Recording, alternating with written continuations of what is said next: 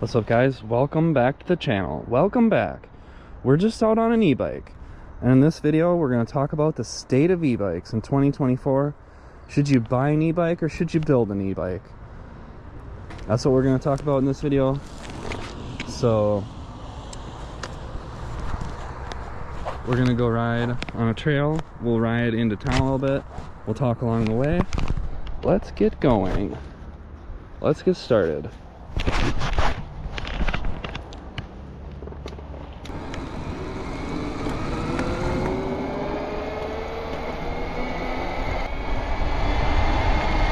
So,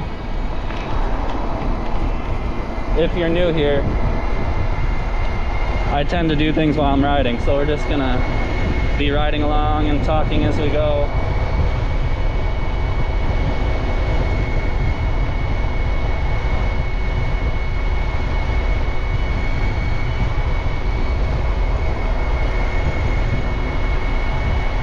So, previously, last year I did a video where I talked, I think it was in May, April or May, at the beginning of the year. I like to do a video where I look at pre-built e-bikes and I decide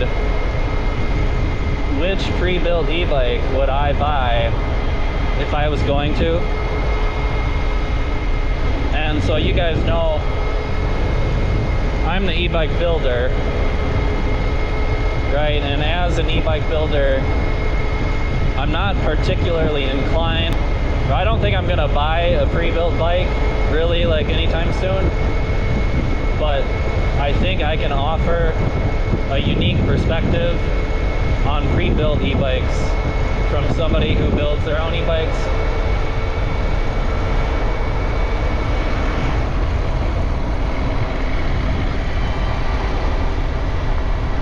So maybe I'll talk just a little bit about the bike I'm riding first. So I'm on a 75 volt BBS HD. It's a mid-drive motor. The motor itself, you can buy either the motor for about $400, or else you can buy the whole kit that comes with everything, excluding the battery and the bike. The whole kit for the BBS HD is like probably like $600 or $700 depending on where you get it.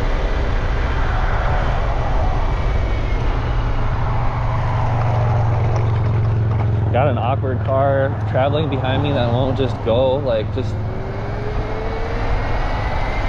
man, some drivers are just like scared of bikes, or they don't quite understand the law.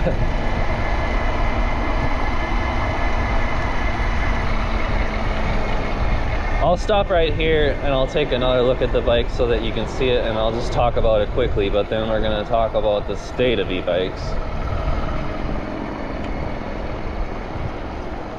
So, I've been told at the beginning of every video it's important to show your bike. So here it is. This is a Schwinn Axum. I got this thing on sale for $228, the bike, right? And so everything on here is still basically stock. Like the wheels are stock, the bars are stock, the grips are stock. So the only modifications that I've made to this bike, I put some Shimano MT205 or MT210 hydraulics. So I mean, you can get a pair of these Shimano hydraulic brakes for like $30 to $40 on AliExpress. Just make sure they're front left and rear right, because sometimes they come back asswards. But I mean, for the most part, this is just a Schwinn Axum. This is a Walmart bike. You hate me or love me, there's a lot of people that have very strong opinions about Walmart bikes, but it's a Walmart bike, and once in a while they do these crazy clearance sales. I got this bike $228, like half off, and even when it's full price, this bike was it like $400 or $500? I mean, it's not too bad, right? So I have made some modifications to the drivetrain. We put the mid-drive motor on here. I've got a phase runner controller, right? So the phase runner is an upgraded third-party controller. It does FOC, you know, it's a sine wave controller. It's user programmable. So I'm using this controller instead of the controller that comes stock in the BBS HD. That controller allows me to run a high voltage battery. This is a 75 volt battery, 75 volts, 20 amp hours, Samsung 40T3 cells. And the difference between a good battery and a bad battery is this thing is capable of doing like almost 200 amps. It's like 175 amps or something. And most e-bikes, they come with a battery that is only capable of doing like the bare minimum that the bike requires, right? And then if the battery starts going dead, those bikes start to slow down, right? But when you're on high voltage with high discharge battery cells and a good battery, you can run that battery down a lot lower and you're still going to be moving, right? You're not going to be going 20 miles an hour home on this thing. You're going to be going at least 30 the whole way, right? So the batteries that come on pre-built e-bikes, usually they are spec'd. I get this question all the time where people, they want to upgrade a pre-built e-bike and they're trying to figure out if they can put a better motor on it but then use the same battery, and usually you can't, right? Like usually pre-built e-bikes, those batteries are already being pushed to their limit and you can't really do any more with them.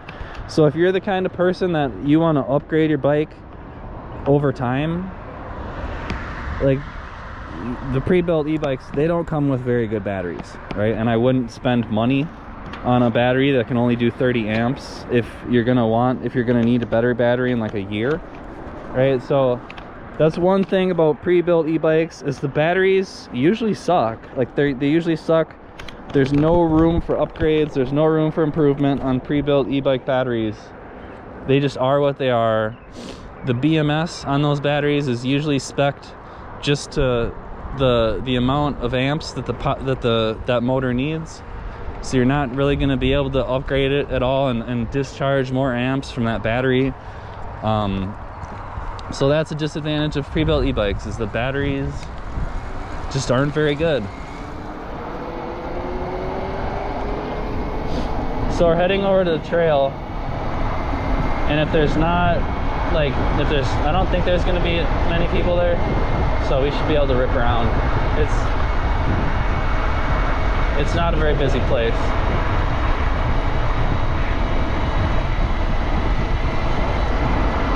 But yeah, so I've kind of been waiting around for about the past month, thinking about I was gonna do one of those pre-built e-bike picks where I look at pre-built e-bikes and pick the ones that I would buy. I don't know, I might still do one of those, I don't know. But I just kind of wanted to talk about the e-bike industry at large and kind of like the state of e-bikes. Bug in my nose. I'm putting up the bug shields. Hopefully you can still hear me. But yeah, so I'll probably start doing this video once a year. Just kind of like the state of e-bikes. And so I don't know if I can do the bug shield. You might not be able to hear me here. And so last year, when I was looking at the state of e-bikes, I didn't do a video about it, but just I'm always kind of looking at these things. So last year, when I was looking at the state of e-bikes, the one thing that kind of stood out to me that needed improvement a lot was the power delivery of e-bikes. Because a lot of e-bikes, you know, e-bikes started kind of blowing up around like 2020, I think. But they just have very rudimentary power delivery. You know, most e-bikes up until this point have had just really basic cadence sensors. So when you start spinning the cranks, the bike detects that the pedals are moving and then it assists you with the pedal assist, right? And that's a cadence sensor. It can't detect how hard you're physically pedaling. It can't detect that amount of force, like a torque sensor. It only detects that just the cranks are moving, and it helps you based on that. So the problem with cadence-based The problem with cadence-based pedal assist is, the first thing that comes to mind is it can be very dangerous. It can be very dangerous when you're not on the bike. I think everybody that has an e-bike with pedal assist at some point has accidentally, you know, it's very easy to just knock the pedals when you're not on the bike, but the bike is still turned on, like the electronics are still on. And so if the pedal assist is on, but you're not on the bike, and then you accidentally hit the crank and the crank starts spinning, the bike can just shoot off because the pedal assist will start up and start powering the wheel.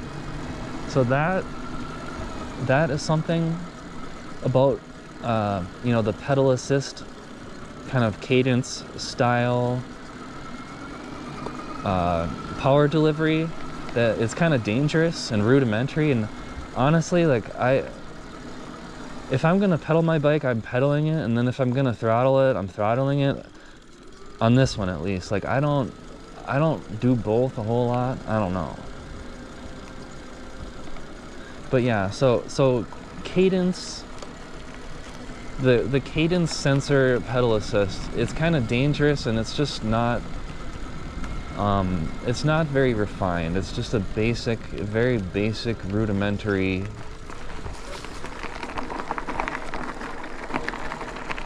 power delivery.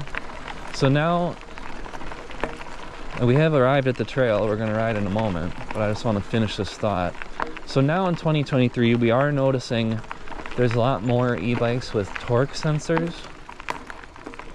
But even with torque sensors, it's kind of introduces a problem, just, you know, the choice, whether do you want, because on a lot of bikes, it's not cadence sensor and torque sensor, like, it's not an option that you can switch between. A lot of bikes, kind of in the basic first wave of torque sensing bikes, a lot of them, they have a torque sensor, and it can detect how hard you're physically pressing the pedals. But some people don't want to have to pedal hard. Like, your bike might have a torque sensor, and you might want that experience of the torque sensor, where the harder that you pedal, the more your bike helps you out, and it feels like you have kind of like robotic, bionic legs. But the thing about the torque sensor is, like, if you don't have that option of switching between torque sensing and cadence sensing, then you're always stuck in the torque sensing mode. And the disadvantage of that is sometimes you don't want to have to pedal hard, and you just want to go fast, right? So if you have a torque sensor on your bike and it doesn't have some kind of a throttle where you can, you know, some other way that you can make the bike go, like, you're gonna have to pedal that torque sensor, and, you know, it's gonna take physical energy and exertion, right? So that can be a disadvantage of a torque sensing system if there's no option to switch it over into cadence mode. And so I think that the big change that I'm noticing with power delivery recently in 2024 is there are some bikes that are coming out where they give you the option. It's not cadence or torque sensing, they have both, right? So the bike, it has a torque sensor in it that can detect how hard you're physically pedaling, but then also you can put it in cadence mode, and the power delivery can behave in cadence mode too, right? And so previously I always wondered, like, why weren't they doing this in the first place? Like, why isn't that, there's a little red squirrel. So I think I left this comment a few years ago on the Russ is Right channel or something like that, but I was like, man, I don't understand why, if a bike has a torque sensor and it can detect how hard you're physically pedaling, it should be able to behave like a cadence sensor also, right? And it should be able to be an option. So, I mean, it took the e-bike industry like a year or two to figure that out and to come out with that. I think we're starting to see that I think U-Free, I want to say U-Free is like the first bike that I noticed that came to my attention where it had the option between cadence and torque sensing. So that's pretty cool. I think that's the future. Like, if your bike has a torque sensor, it should also have the option to put it back into cadence mode, because then you have the best of both worlds, and it's not like you have to pick like either cadence or torque and then buy an e-bike based on that.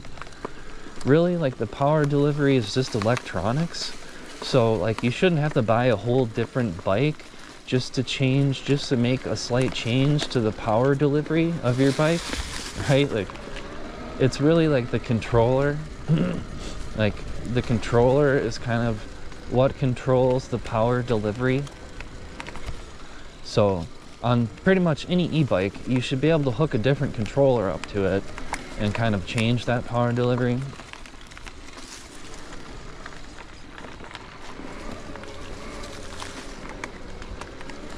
So we are starting to see that, where bikes give you both options of cadence and torque sensing. So then the other thing about power delivery is, so in the past, I don't know if we're going up the bluff trail right now. We'll just keep going this way. I'm getting all the spider webs. So in the past,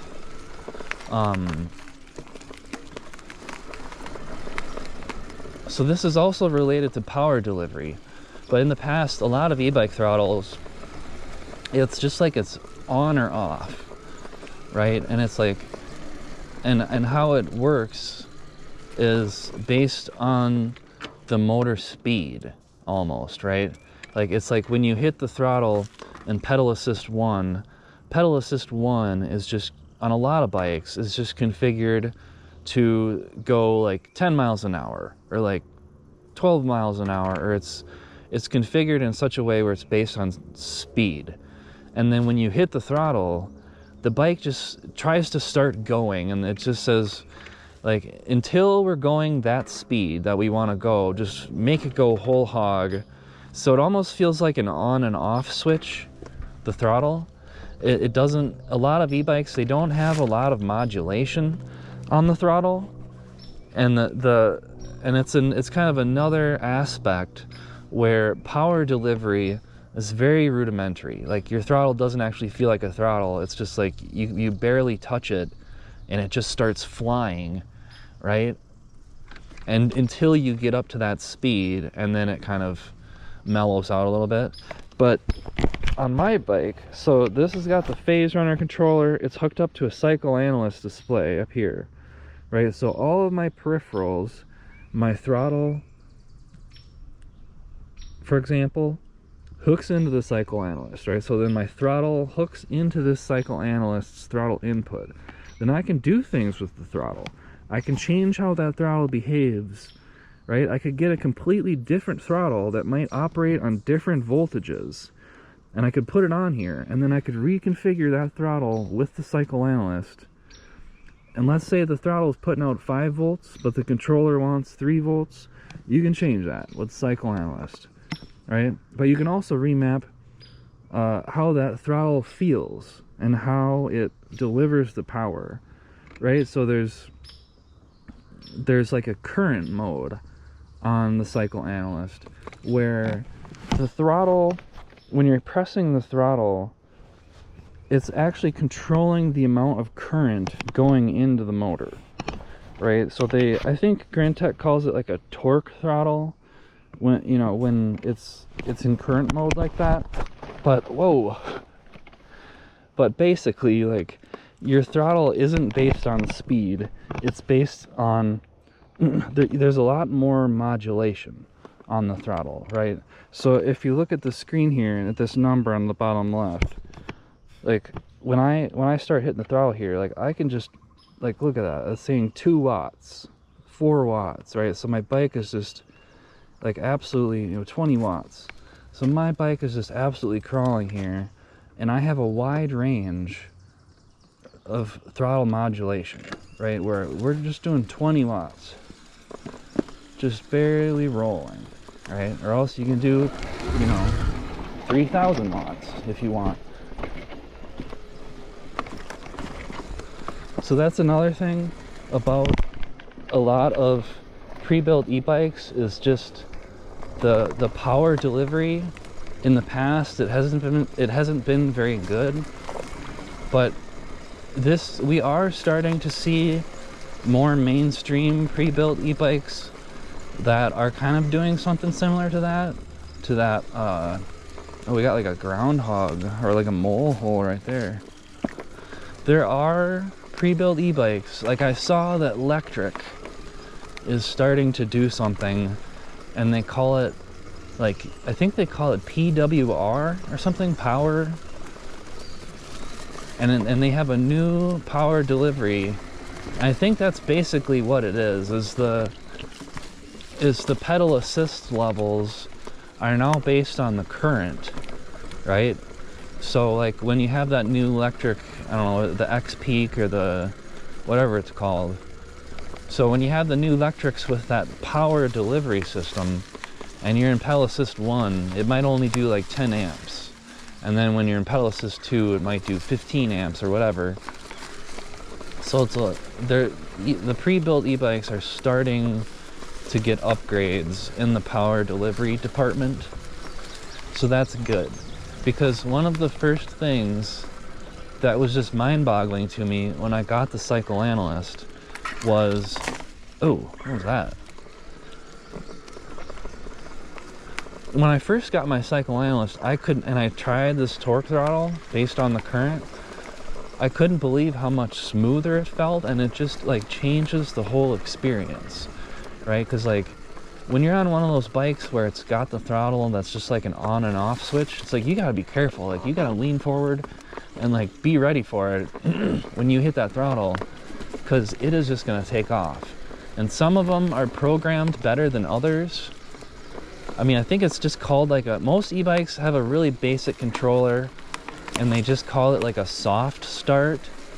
It's usually like a parameter in the P settings, and it's like a soft start setting, and you can change it between like 1 and 10, right? It's not something where it's like super configurable. You just say, okay, between 1 and 10, this is how powerful I want the bike to feel off of the line.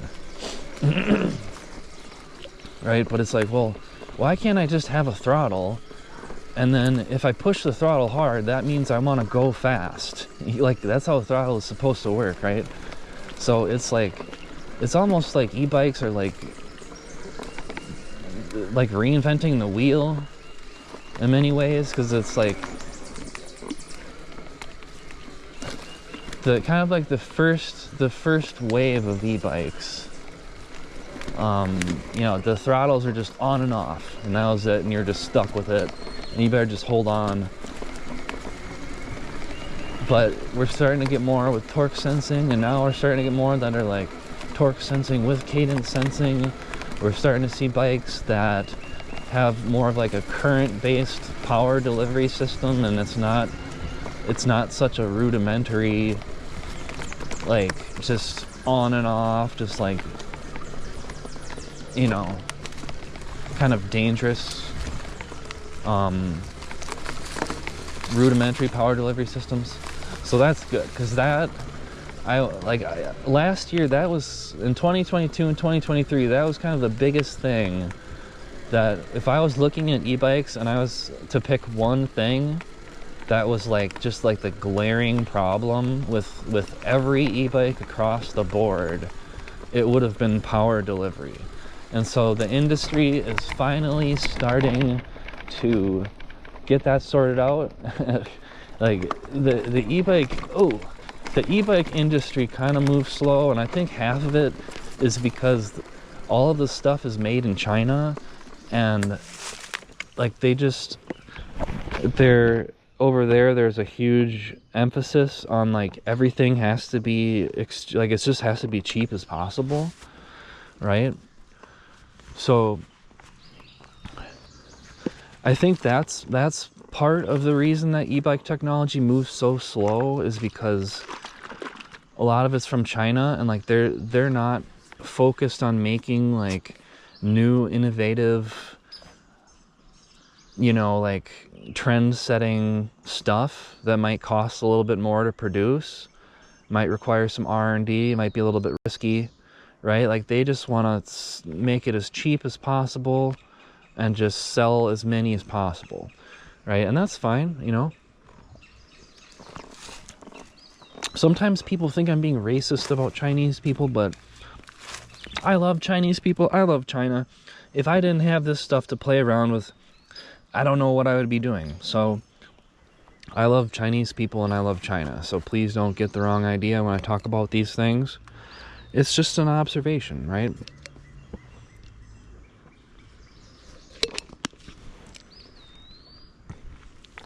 But yeah, so I think that's kind of one of the reasons that e-bike technology moves so slow, is because manufacturers want to be able to build e-bikes for as cheap as possible. And, you know, if you want to build new things and make things better and innovate, it costs a little bit more money, right? But the end result can be better, and we're starting to see that come to fruition. There is one aspect in the e-bike power delivery department that I think is still kind of a problem, and that is legislation and like laws about e-bikes, right? Because when you're talking about laws about e-bikes and legislation and stuff, there's often a distinction between pedaling and throttling, right? And it's like, even in the laws, for whatever reason, I don't understand. If you can explain this to me, please do. But for whatever reason, in the e-bike laws, like there's distinctions between throttling and pedaling, right? And so you got the whole, in the US, you've got the class 2, class 1, class 2, class 3 nonsense that nobody seems to enforce. It's not, I don't think it's actually like a law, like in law yet everywhere, right? But that's the direction that everything seems to be moving, is this class 1, 2, 3 system. I don't know where it came from in the first place, and I could rant and rave about it all day, and that's not the purpose of this video. But I think that the current laws and regulations, and specifically that distinction that's being made between pedaling and throttling, I think it's really hindering e-bikes overall. Like I don't understand why it matters if you're using a throttle or if you're pedaling your e-bike to make it go. Like it seems like, I know in the mountain biking space there's kind of a perception that when you have a throttle, it means that you're just going to be like riding it like a dirt bike and just giving it full throttle and like, you know, just throwing dirt all over the place. But that's like, I'm using a throttle right now, right? And that's not like, you can see that's not the case, right? I mean, I'm using my throttle very gently. It has a wide range of modulation. So I can use this throttle and I can control my bike exactly how I need to navigate this trail, right?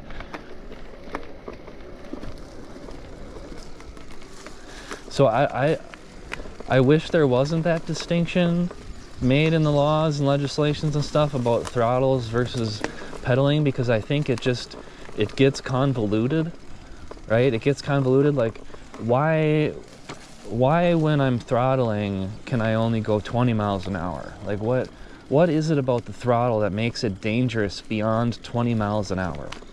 And you can see in the e-bike space, there's a lot of e-bikes that they don't follow that rule or that law or whatever it is. There's a lot of e-bikes where the throttle can go more than 20 miles an hour, and it's actually like something that you have to research when you're buying a bike. Does the throttle go more than 20 miles an hour, right? It's kind of like a weird thing And it's all just because in the laws and the classifications of e-bikes, there's that distinction made between throttling and pedaling. So that's something that I would like to see go away. And like, when it comes to laws and legislations and the government and stuff, like I am very pessimistic. Like, I don't see the government figuring out e-bikes anytime soon, really, right? Like they haven't, it doesn't seem like they've even attempted to figure them out yet so far, and it's already hindering innovation in the e-bike space and holding everything back. And like, there's all these weird things like, oh well, this bike's throttle can go to 20 miles an hour and they're following the rules, but this bike's throttle can go 30 miles an hour, and oh man, that's kind of questionable legally. It's kind of a gray area, making your throttle go more than 20 miles an hour. It's just kind of like, it just doesn't make any sense to me. It's like, who came up with this? Like, I don't get it. Like, what is it about throttles that makes it dangerous to go faster than 20 miles an hour, and so that we have to limit that? I don't get it. But I mean, I could literally ride my bike around all day ranting and raving about that. I tend to repeat myself a lot, so we're just gonna move on from that subject. But yeah, I think the laws and the legislations and that distinction between throttle and pedaling is getting in the way, and something needs to be done about it. But unfortunately, I'm not sure that it will, right? So I mean, in the meantime, I would just encourage civil disobedience, and I think manufacturers shouldn't limit the throttles to 20 miles an hour unless it's like a setting that you can change. You know, it puts e-bike manufacturers at a disadvantage when they're following the rules, right? Because then other companies that don't follow the rules can break the rules, and then they have an advantage just because they're breaking the rules, right? So, and that's kind of another thing where that's another example of that, is just like the top speed, right? Like right now, in the United States, e-bikes are supposed to, you know, if you're following the class 1, 2, 3 system, e-bikes are supposed to only be able to go 28 miles an hour as a class 3 pedal assist e-bike, and only when you're pedaling, right? Like, there's no throttling to 28 miles an hour, only pedaling, right? And so that's another thing about, just an aside, just rewinding back to power delivery for a moment, but that's another thing that you have to research when you're buying a pre-built e-bike, is, can I throttle it to 28, or do I have to pedal it to 28, or can I throttle it to 20 and then start pedaling and have it go faster and then hold the throttle? It's like this weird thing, and it's all just, yeah, it's all just because of that, the laws and the legislations. You know, whether it's the speed limit is different for throttles and pedaling, or whatever. It's just like, they're just getting in the way. It's hindering innovation, right? And it's the same thing with top speed, right? With the max speed of e-bikes, because some e-bikes, they go 28 miles an hour and that's it, and you got to pedal it up to 28. You can't throttle past 20. But then there's some e-bikes you can throttle it past 28, and the e-bike itself, if you unlock it, right, a lot of e-bikes, you got to go into the settings and then you unlock it, and then that will disable the speed limit. And a lot of e-bikes, you know, 750 watt hub motor e-bikes, or like 1000 watt hub motor e-bikes, you know, they can get going 30-35 miles an hour, especially down a hill. So like, just e-bikes in general, it's just like cars, right? Like, this isn't a unique problem that we've never seen before, right? Like, this when you think about your car and the top speed of your car, it can go faster than you need, right? Like your car can go 100 miles an hour if you wanted to. But have you ever drove your car 100 miles an hour? Probably not. Most people probably not, right? So like it's this issue of top speed with vehicles. It's not a unique problem to e-bikes. Like, we've had this problem before, right? But so what was the solution, right? It wasn't to say, oh, well, every car in the universe can only go 70 miles an hour maximum, right? That wasn't the solution. The solution was, oh, well, cars, yes, there's the possibility of a car going fast, but we're going to establish speed limits based on the environment and the circumstances that we're driving in, right? So we'll have these speed limits established that everybody is expected to follow, and then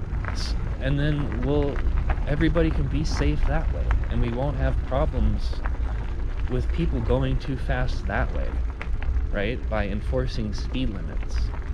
But then it's like we come to bikes and e-bikes, and it's like, oh man, like, oh, well, can they go 28 miles an hour, or is it a throttle, or are we pedaling or throttling? Like, it's just like, it's convoluted, right? It's 8 miles an hour difference between 20 miles an hour and 28 miles an hour. Like, what does it matter if you're using a throttle or if you're pedaling? But I'm going back to that previous. I'm having trouble staying on subject. I'm getting drawn back to that rant. But my point here is basically just like, it's kind of similar with top speeds. Like, some companies will break the rules, right? And some companies will say, oh, we're only going to make our bike go 28 and that's it. But then some companies will say, oh yeah, you know, like, that's a whole selling point and a selling feature of our bike, is that we're willing to break the rules, and we're willing to sell this bike that breaks the rules, and you can unlock it and it'll go 35 or 40 miles an hour or whatever. And then that's a competitive advantage for that company, just because they're willing to do that, right? And they're willing to take that risk, where bigger, more mainstream companies probably aren't willing to take that risk. So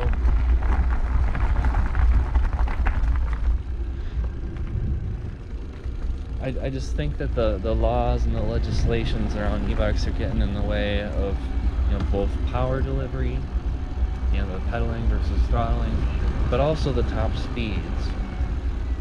Because, man, that is a huge blackbird. I've never seen such a big blackbird. Hey, buddy. I just want to be his friend.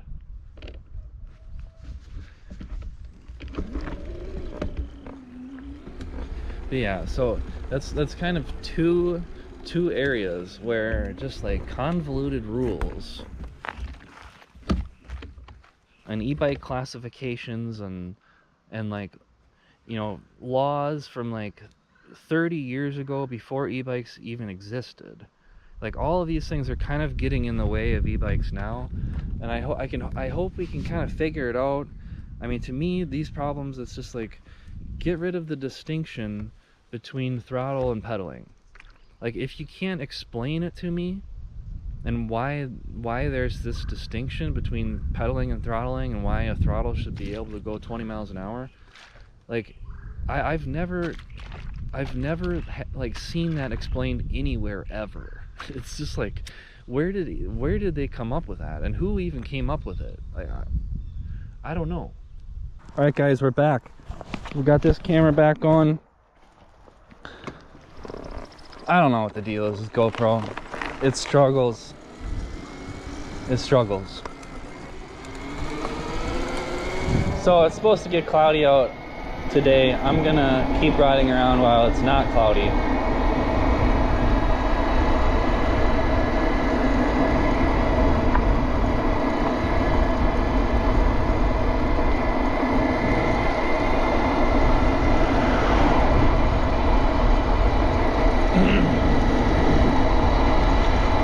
But yeah, So we're talking about the state of e-bikes in 2024.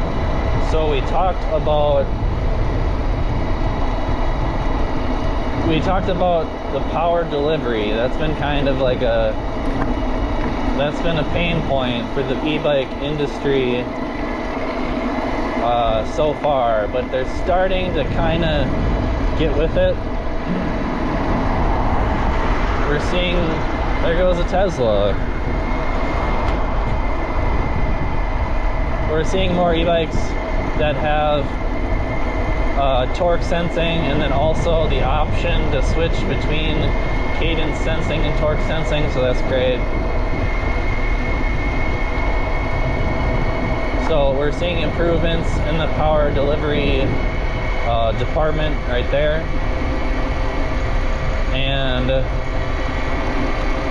we talked a little bit about how e-bike laws and legislations and the distinction between the throttle and pedaling is kind of hindering power delivery in some aspects and regards. Make sure you let me know what you think about that in the comments. So what else? The state of e-bikes. I don't have these talks planned out, guys. I'm just like riding around, and this is just coming straight out of my brain, thinking out loud.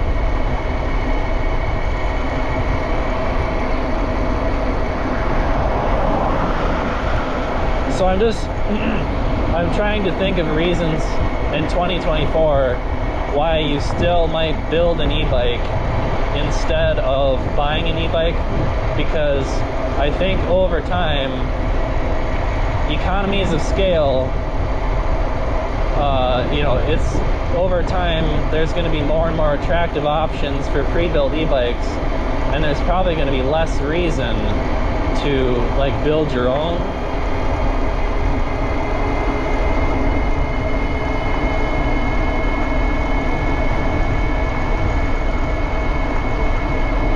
But in 2024, I do think there are still reasons to build your own e-bike, but they're kind of like,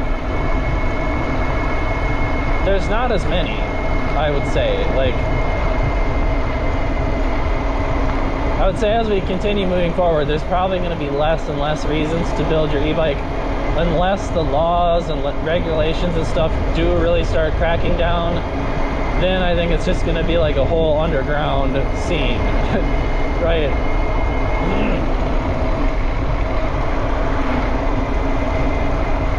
So we'll keep talking about this in a second, about the reasons in 2024 why you still might want to build an e-bike. But right now I need to go fast down a sketchy road.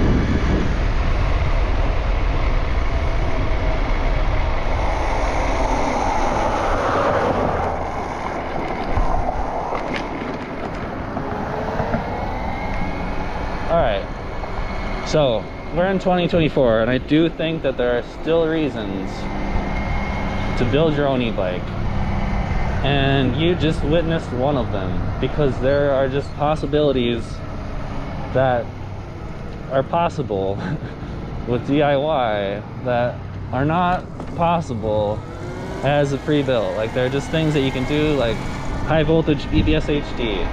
Like, there's not really any company that's doing this as a pre-built.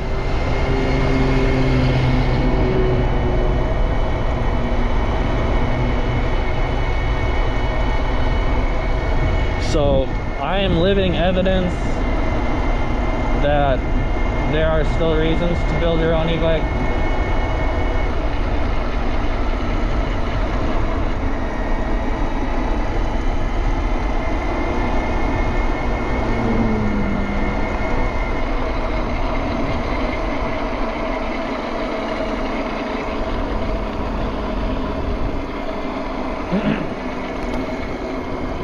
I think if you're the kind of person that, like, you don't like just like following the crowd, like you kind of like doing your own thing, it can be kind of difficult to pick a pre-built one.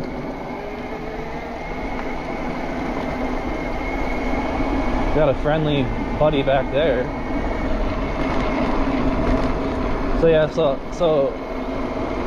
for me, like, I wanna build my own bike, obviously, but I think part of the reason I do that is like I have trouble just like, I don't like picking things that are just like cool just because they're cool. Like,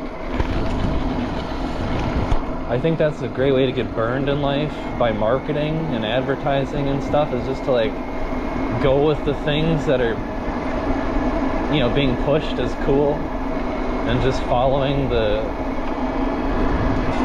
herd. Usually in life, like when you see a herd running, a herd of people, I would usually like run in a different direction as fast as you can.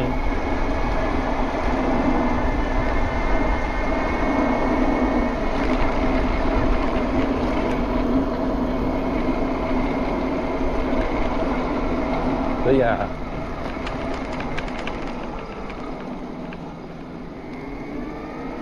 when you buy a pre-built e-bike, you kind of have to get behind someone else's vision, you know? And if you're looking for something really specific, you might want to build your own. I have people send me messages all the time, and they have like a really specific, like, I have people message me all the time, and you can tell that they're really doing their research. They're researching into which bike they want to buy, but they just have such specific needs that I'm just like, dude, you got to build your own, because you're never gonna find that in a pre-built.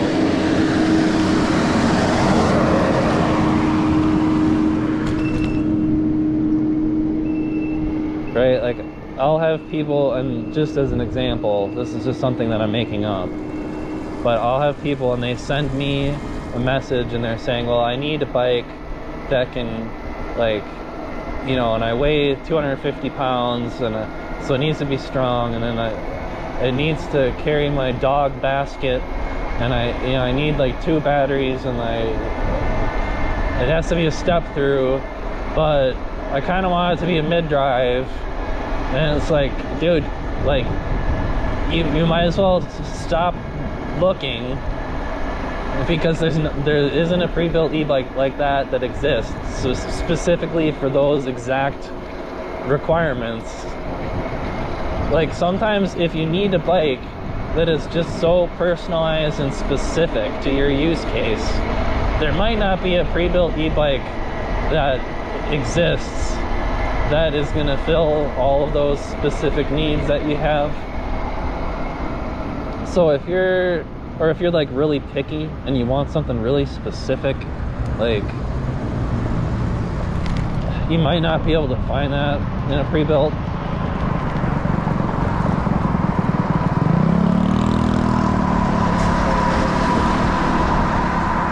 So they said it was going to get cloudy today, and it does seem that way.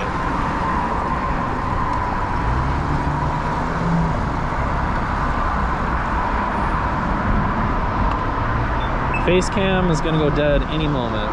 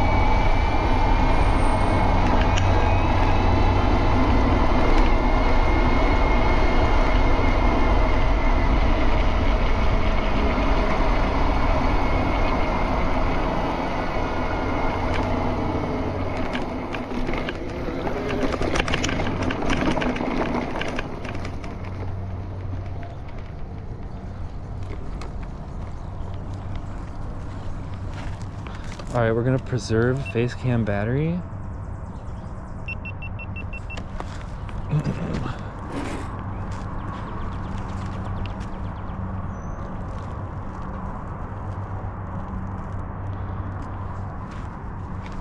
Let's take a look here, guys. What is going on today? It said it was supposed to get cloudy, but when I left it was sunny, so I never let those news people talk me out of it. You gotta just get out there and look at the sky. I do see across the river, I see a large log jam on the freeway. I don't know I don't know if the GoPro can see the log jam, but man, I would not want to be driving across that bridge over there in Minnesota right now, buddy. That is a large log jam.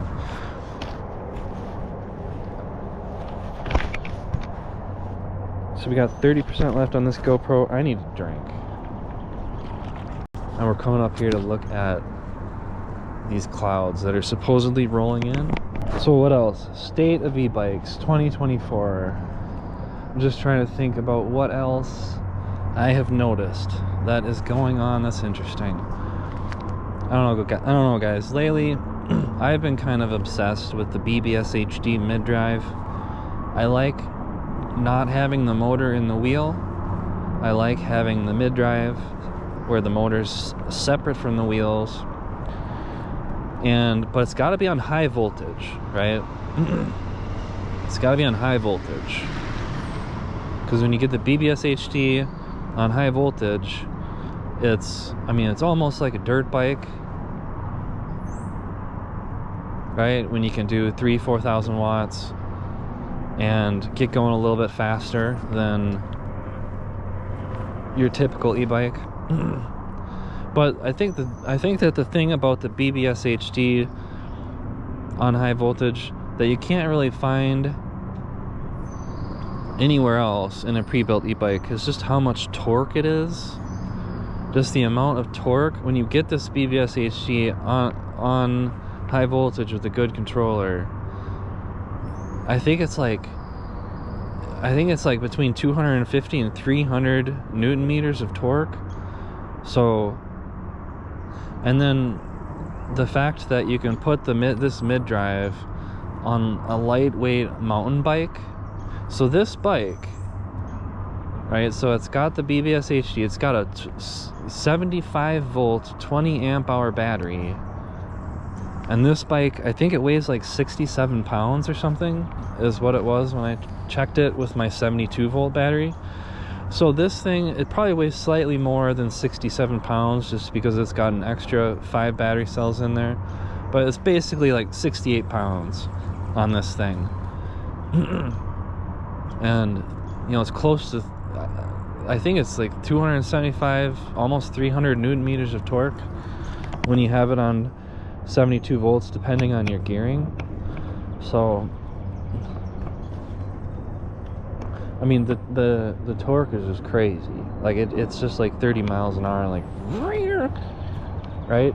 So when I'm riding my bike around, most of the time it's just like stop go, you know, stop sign go, stop go. Like there's a lot of stopping and going. So it's not so much about the high speed necessarily. It's more about the torque and just being able to accelerate quickly, you know, to get through traffic and get out of the way, right? I think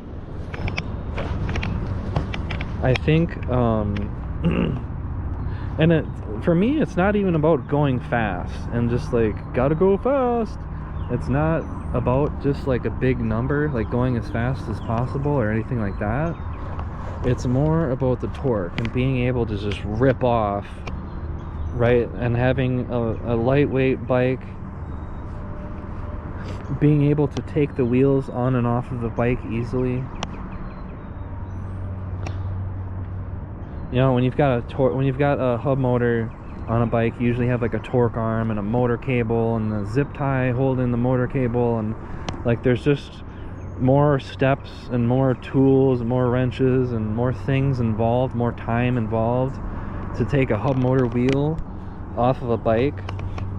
So that's one of the reasons that I like the mid-drive, is quick release wheels. I could pop the wheel off like instantly without a tool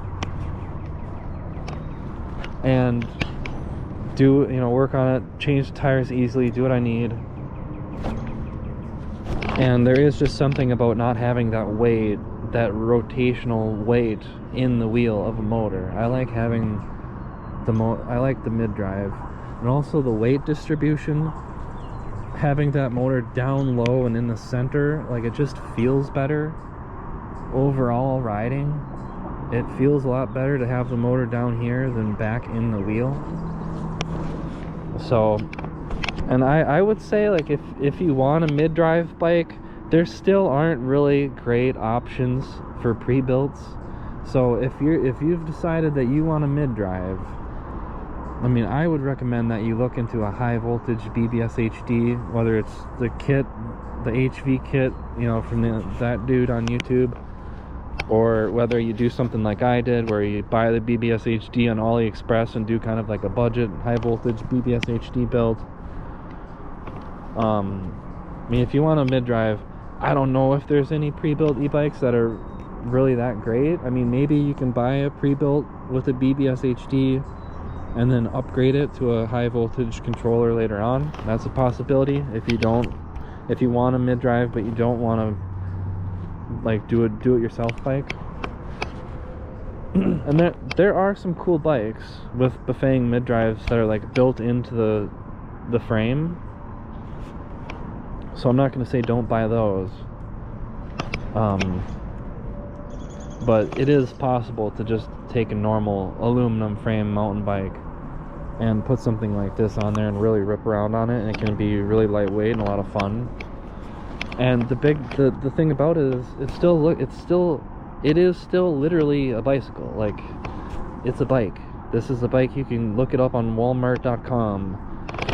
So it's in the e-bike space, like, there's a lot of e-bikes that are kind of blurring the lines between like bike and motorcycle when you got the big fat tires and like the big frames and like big batteries, and like there's bikes are starting to get heavy and look like motorcycles. But I think that, like, to me, having an e-bike that looks like a bicycle is very valuable, especially when you're on the road with cars and drivers. Like, there's just a lot of confusion around e-bikes, and I don't want an e-bike that looks like a motorcycle, because drivers they see you and you look like a motorcycle and like you're gonna be fast, but then a lot of those e-bikes are just heavy and they're like slow hub motors, and they're not fast, and it's like you're pedaling like a tractor slowly, and the cars get all pissed off and angry about it.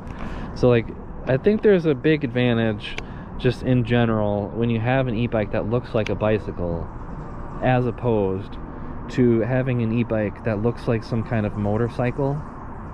And part of it, like I said, is just like the perception of other people like driving cars and stuff. It's easier, like, when they see something that looks like a bike, they kind of understand, like, that's a bicycle, right? Whereas some of those other bikes look more like motorcycles, and drivers can get the wrong idea sometimes.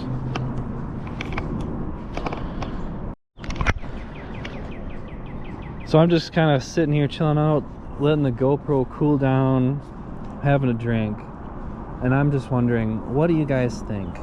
Let me know in the comments, what do you think about the state of the e-bikes, the e-bike industry in 2024, May 2024, e-bikes?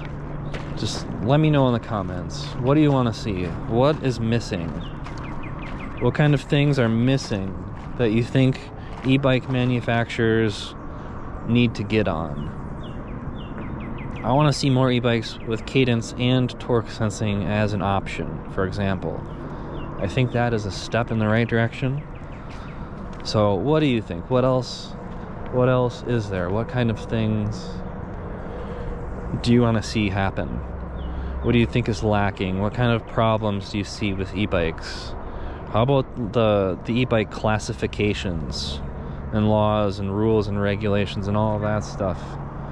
What do you think about that? Do you think it's confusing how there's the distinction between throttles and pedal assist?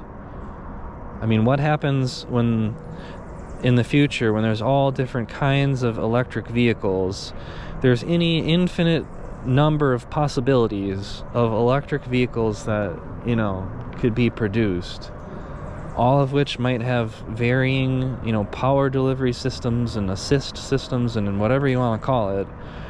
So I want to hear what you guys think about the whole the distinction between throttles and pedaling on e-bikes.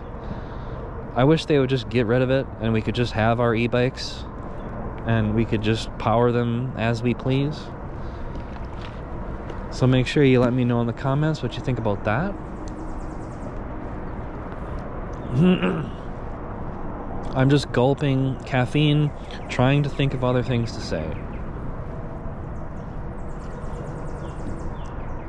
Okay, so here's something. I am getting sick of the 26x4 fat tires. I'm getting sick of it, and I hope to see the industry perhaps move towards more of like a plus size, like 2.5 inch kind of tire, because I think there is a lot to be said about fat tires and the safety that they offer, and they're just really forgiving, especially for like elderly people, you know, that might be less experienced or less stable on a bike. I think that fat tires, there is a lot to be said about fat tires and just how forgiving they are. But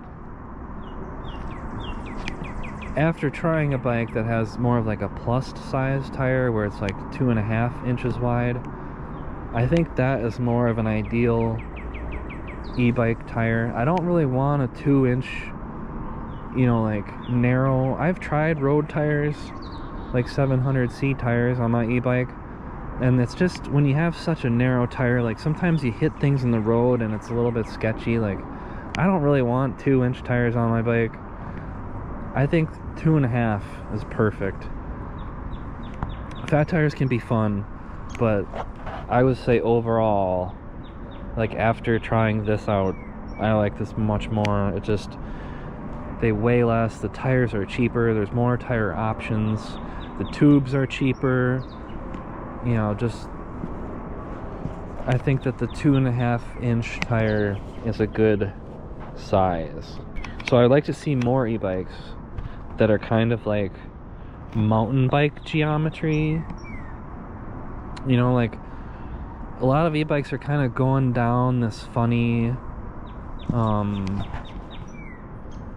there's a lot of e-bikes that are kind of going down, like there's kind of like that folding e-bike trend, and there's kind of like step through e-bikes, and then there's a lot of like fat tire e-bikes. But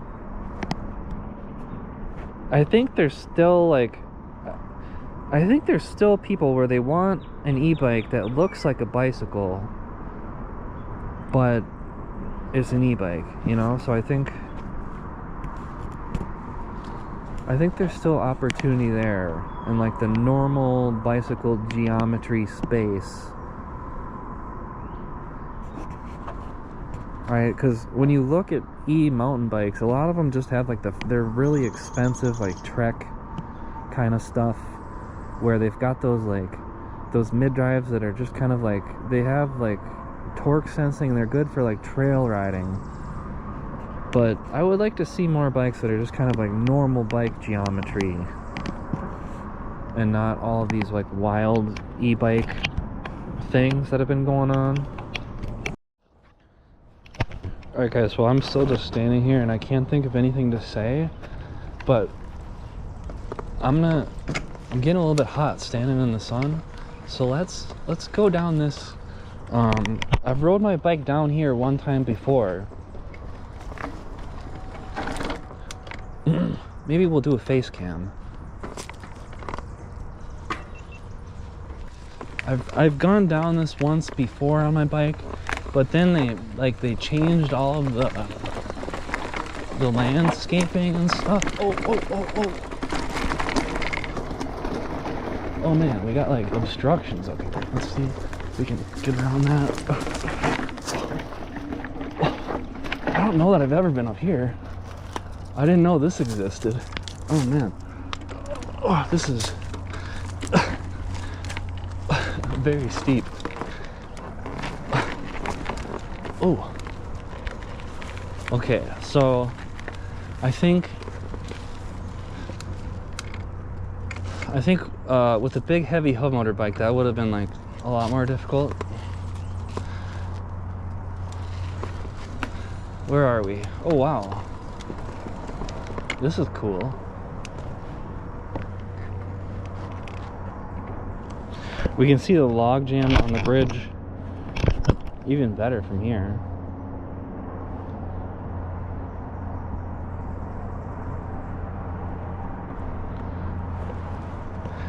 I think there are still reasons to build your own e-bike in 2024, but there's fewer and fewer, right? I mean, obviously, if you want an e-bike that can go fast, you know, like that can go much faster than 30, then you're probably gonna have to build one, unless you do something like buy a wired or the e-cells 5-star or whatever.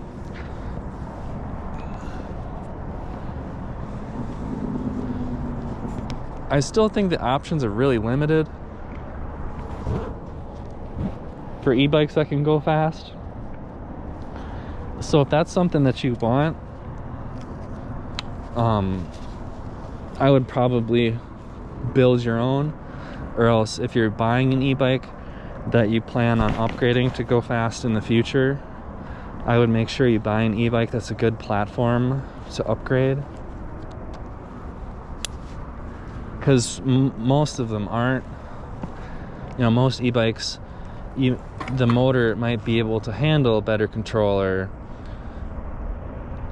but the battery that comes on the bike can't handle anything more, right? So it's like, if you buy a pre-built e-bike and you want to upgrade it, you gotta upgrade the controller, you gotta upgrade the battery, you probably have to upgrade the display and like everything else that connects to the controller. So if you do want something that goes fast, like, it makes more sense to just start out DIY probably than to buy something and try and upgrade it later. Let's keep going. Let's keep going down here. I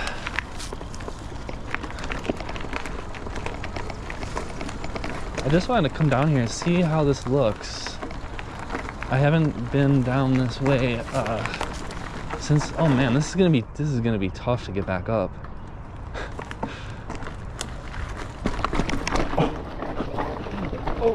Oh wow, I'm gonna be walking this back up, buddy.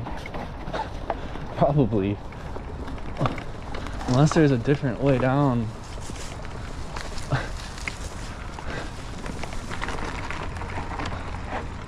Okay, so we have secret campsite in the woods.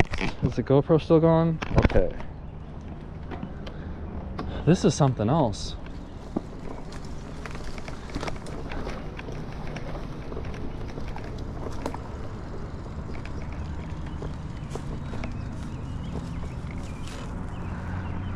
So it's really steep. Oh man, it's really steep right here, like a cliff.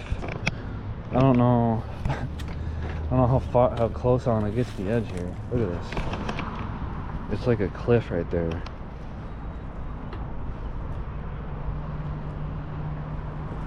Man, I'm not scared of heights, but like, you wouldn't want to fall down that, buddy. I'd be scared of falling down that. Now, oh man, whoa, whoa, whoa, whoa, whoa. This is getting sketchy. I don't know if there's gonna be any way. It's gonna be hard to get back up this.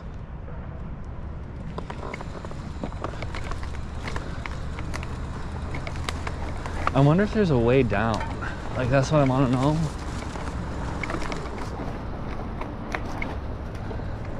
Oh.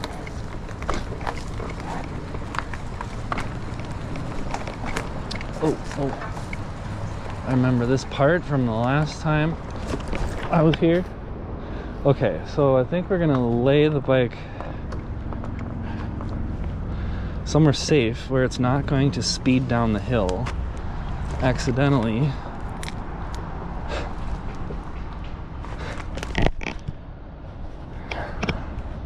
Right here, with everything turned off.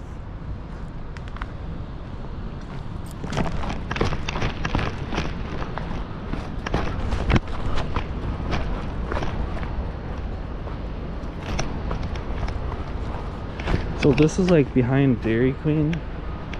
I'm just wondering, is there, oh man, there's like a this doesn't look good.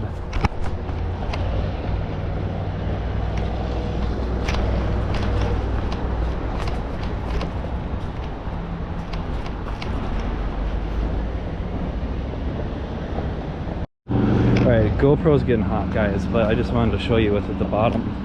So there's like a giant cliff, and they've just like got this thing kind of blocking it off now, like this yellow tape, and it says septic system area, and it looks like it's no longer accessible.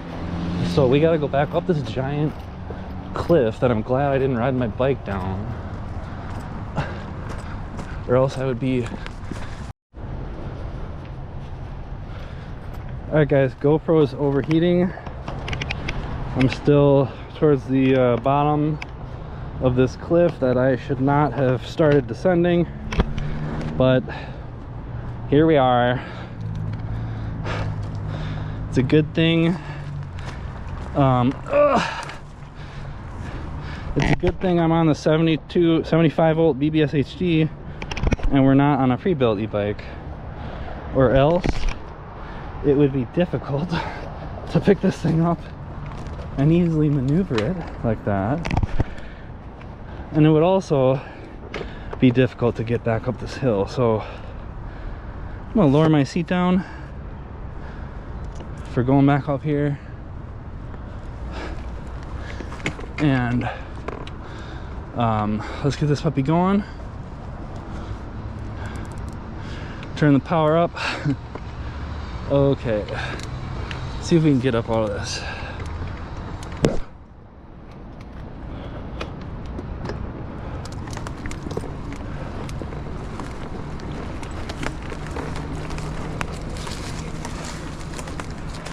I have to throttle it. I got one foot off the side of it, throttling it. Oh, right here. Okay, here we go. Oh.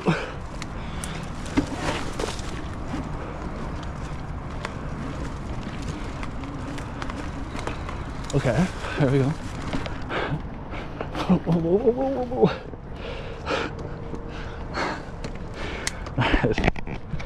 Aim this down a little bit because this is sketchy.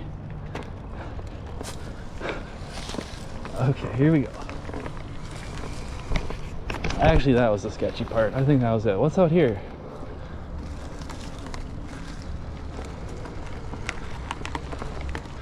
Fire pit.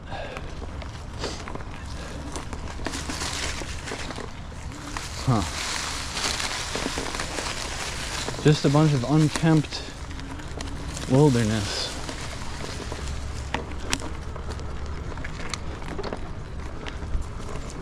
Face cam is still trucking. All right, here we go. We're going back up. Going back up the path.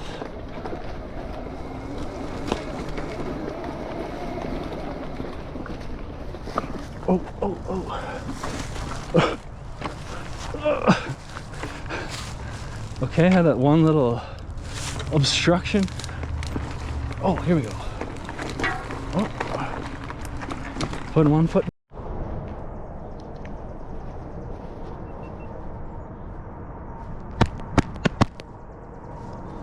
Alright guys, all of my GoPros, well, face cam's going dead. That could be gone any moment. This GoPro keeps overheating, so we're gonna start moving here shortly. But so one thing I wanted to talk about is I'm just starting to get hot. I'm starting to get hot as shit. Alright guys, we need to start moving around here because I'm getting hot. And it's getting hot out. And I got too many clothes on. Oh man, this is something else, buddy. Can I get... Motor is not gonna clear that. Okie dokie. Let's pick the bike up a little bit. Okay, let's keep going.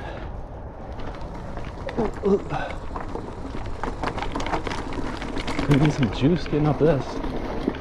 Oh.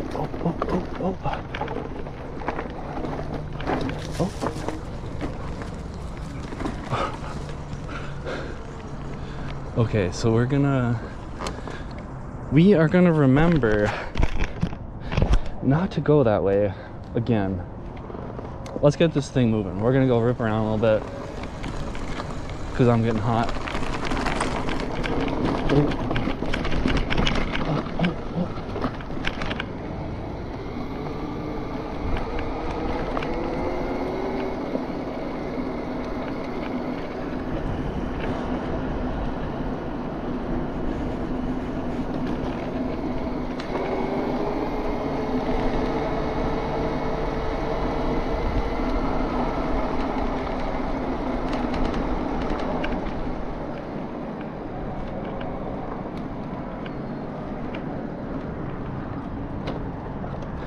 So there's the bridge where I ride across there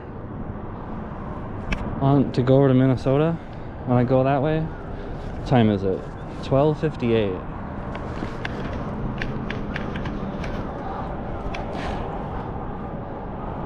They said it was going to be cloudy, but it just seems hazy.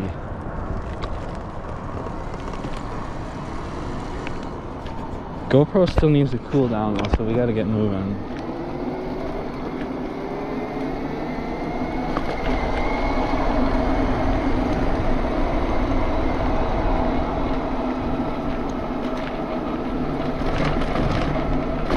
Oh. So yeah, I think in terms of pre-built e-bikes, the other thing I would like to see is more companies offering higher voltage. So I think, oh, we got an e-biker. We got an e-biker right here, let's see.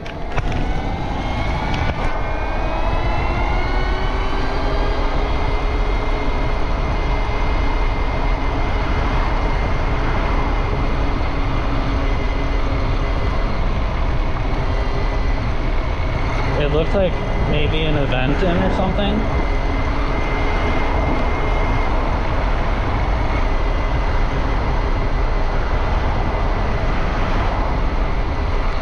Like an Aventon adventure. I used to be a sidewalker too, back when I first started. Scared to ride it in the road.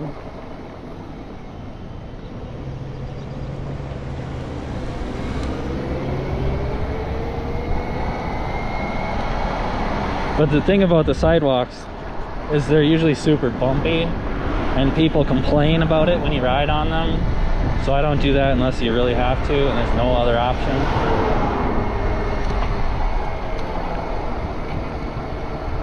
Like I'll ride on the sidewalk if it's just like a desolate, you know, nobody's there and that's the only option to avoid getting ran over. I'll ride on the sidewalk. There's a couple of those where I live. It's all about the circumstances though.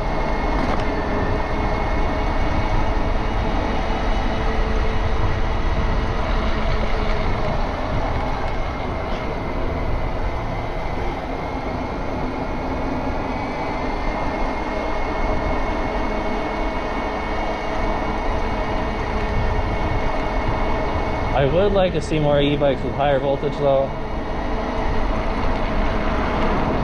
To my knowledge, there are a few companies that are doing like 60 volts, but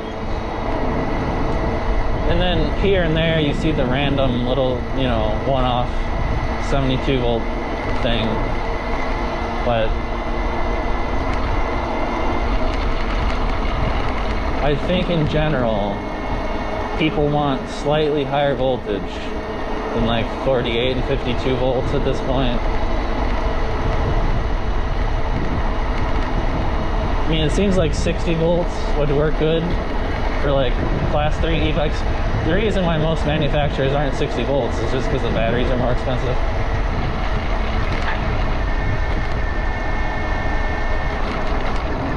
To do a 60 volt battery versus a 52 volt battery, you gotta have more battery cells in series, and it makes the batteries more expensive just because you need more cells. But in the grand scheme of things, it's only a few more cells. And it shouldn't, 60 volts versus 52 shouldn't be that big of a price difference.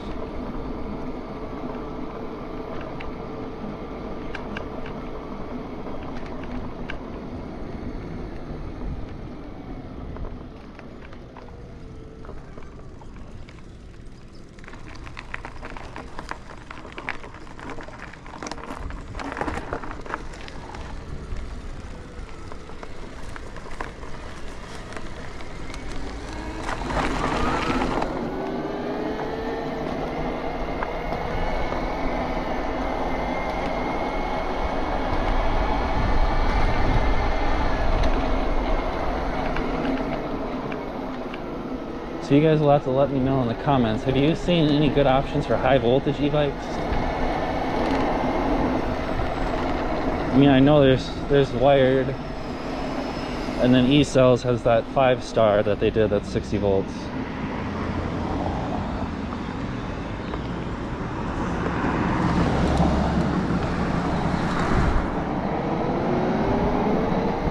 And I think there's like Fabulous e-bikes, or like there's maybe a few other companies that do high voltage e-bikes, but I haven't seen like a big company do a 60 volt e-bike yet. There's like that Goat Power bike. I think that might be 60 volts. I'm not sure.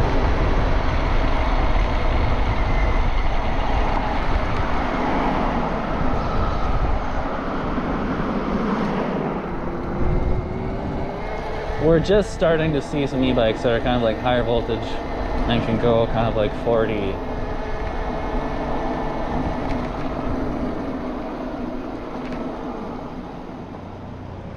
And something I wanted to touch on in this is like, a lot of people, top speed isn't about just like top speed and going fast, right? Like there should be a distinction between like torque and then like top speed.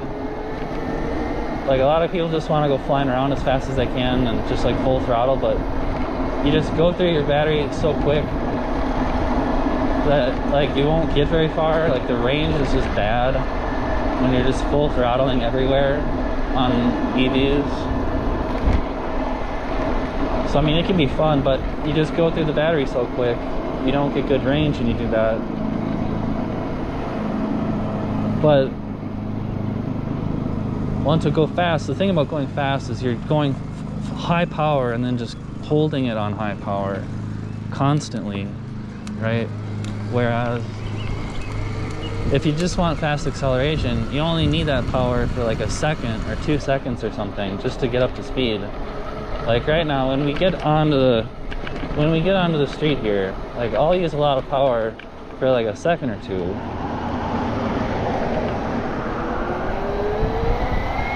Right? But then after that, it's like I'm using 1,000 watts right now, which is less than a lot of pre-built e-bikes use.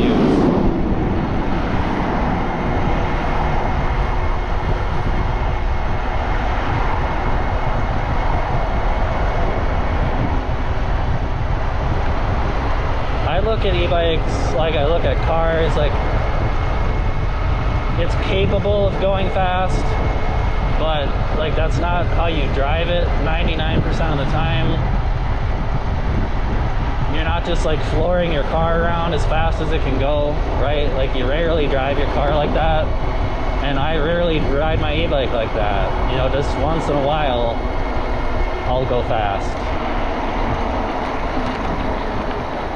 But the thing about speed and being able to go faster is like, sometimes there's speed limits. There's streets where the speed limit's a little bit faster and the cars are going like 30 or 35. And it's not that I'm like trying to be crazy and go fast. It's more that you just want to go down that road and get past that one little area that's dangerous fast, right?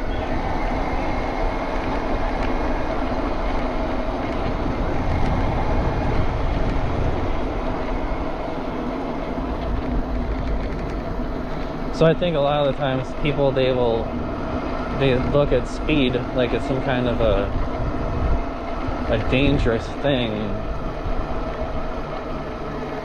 but it can also be a safety feature just for like getting out of the way. Like if you can move faster out of the way,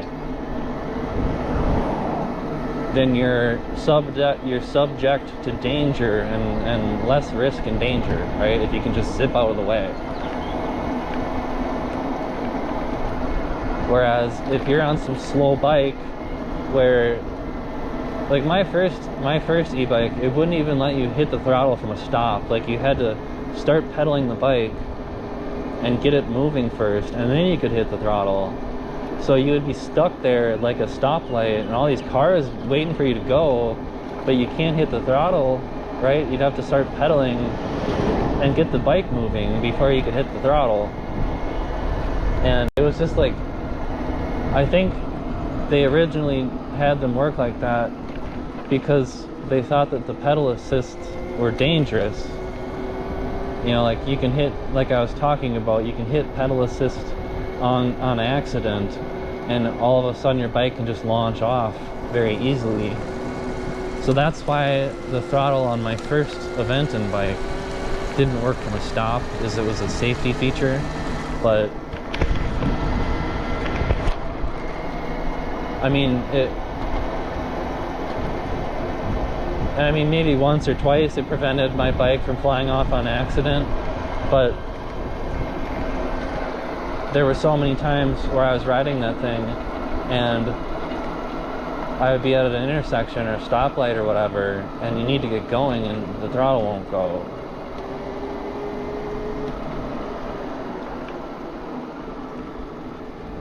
And eventually, Aventon actually started selling a controller that lets you throttle from a stop, so they did change that.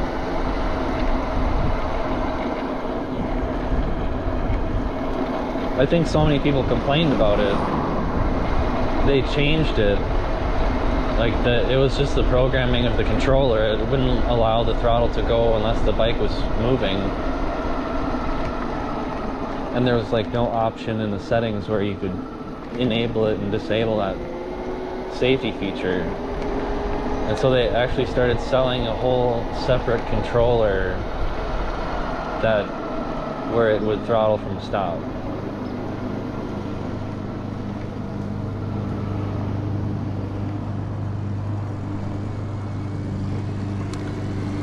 So something I forgot to mention about pre-built versus do-it-yourself is sometimes with pre-built bikes, like the battery can be integrated into the frame, and that's nice and it looks clean, but then your battery is the shape of your battery and the mechanism of your battery attaching to the bike is a very specific thing and sometimes proprietary. And so like if your battery goes dead and the e-bike manufacturer goes out of business or stops offering the battery for that model of the bike, then it can be like it can be difficult to get another battery, right? If it's a very specific shape and size and it latches into your bike frame in a specific way, it can be difficult to get a replacement battery. And I don't think it's really been a problem yet, but I mean, like, imagine buying an e-bike and then going like 5 years or something and then trying to, or 10 years, and then trying to buy that exact same battery for a model of an e-bike that no longer exists. Like, you basically have to pay somebody to build you a custom battery and repack that battery case. And those proprietary batteries, they're usually pretty expensive too. Like, for what you're getting, when you're buying a battery, an e-bike battery from the manufacturer, like, they're usually upcharging you on that, and it's more expensive than it should be. Some manufacturers are better than others with the prices on their like spare batteries.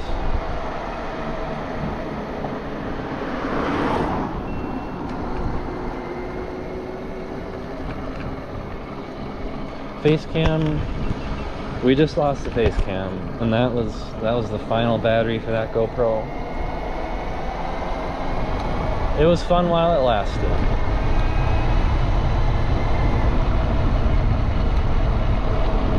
So yeah, it's something to consider if you buy a pre-built e-bike, is take a good look at the battery and what does that thing look like? What is the shape of it? How does it fit into the bike? How does it secure into the bike? Does the manufacturer sell? Can you buy additional batteries from the manufacturer? How much are those?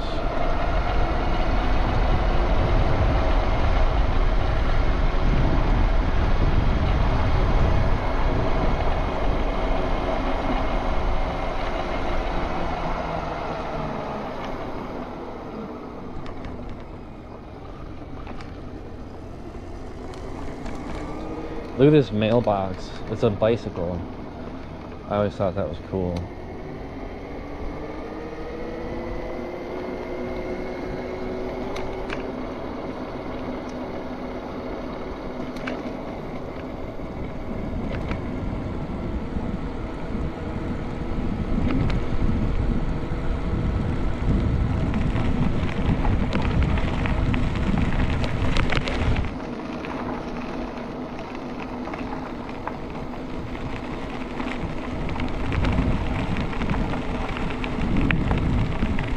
The other thing about pre-built e-bikes and their batteries is a lot of times,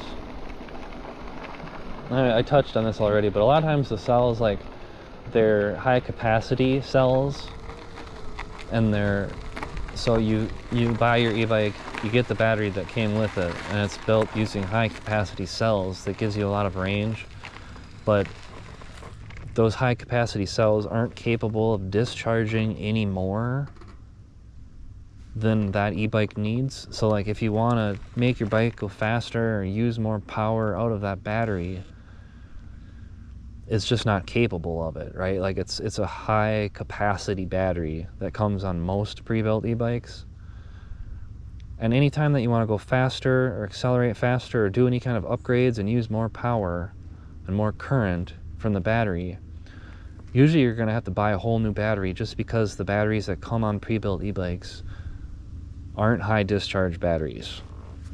They're high capacity. Right? So e-bike, like for me, I overbuilt my battery and I over-spec'd it because I want to use this battery on different e-bikes. I move it from one bike to the other. Right?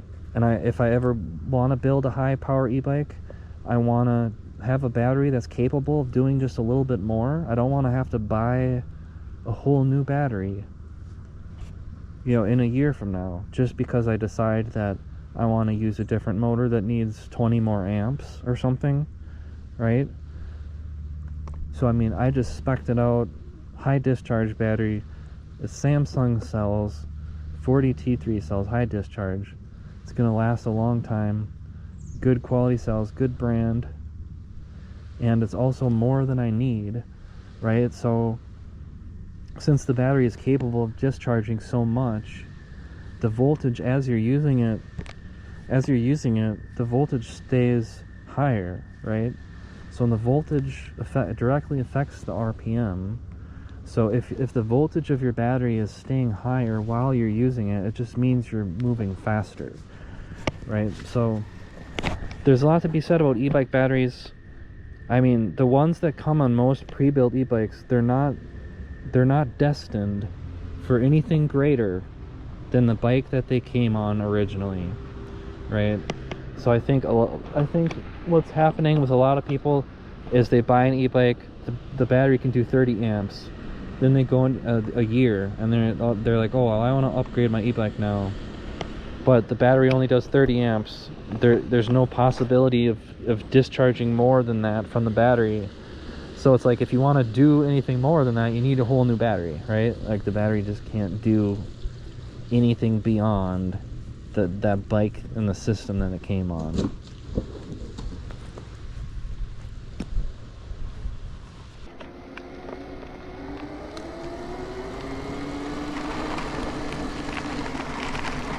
So I don't know, guys, like, I would say like in 2022 and then like in 2023 and kind of coming into this year,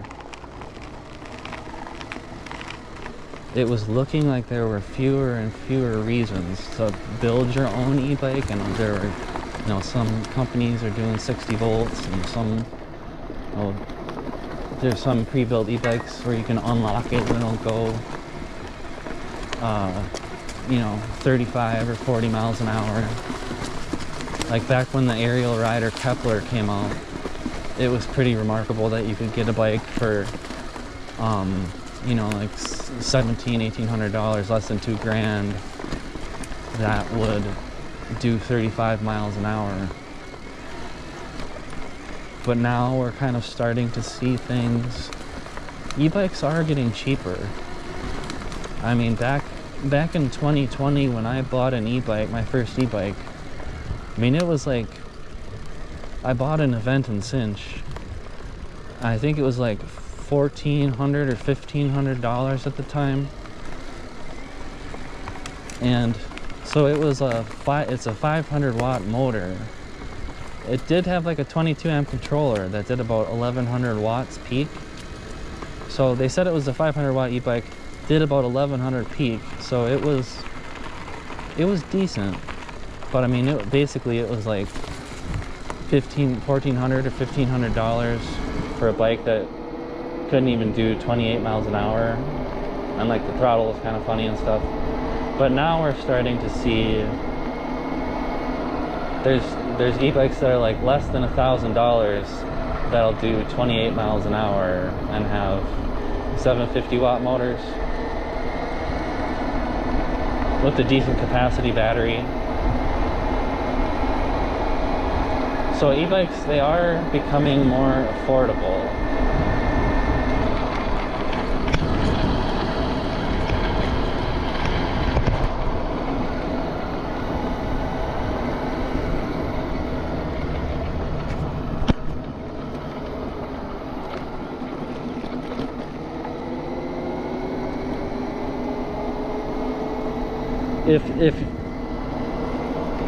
If you would have asked me like a year ago, should I buy an e-bike that costs $1,000? I would have told you no way, right?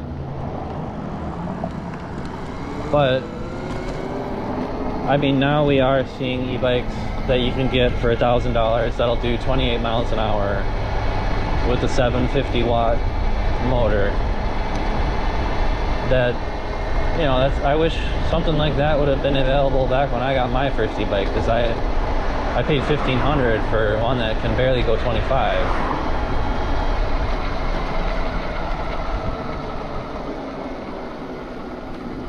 And part of that was just an uninformed buying decision. It was my first e-bike, and I hadn't rode a bike since I was like a kid.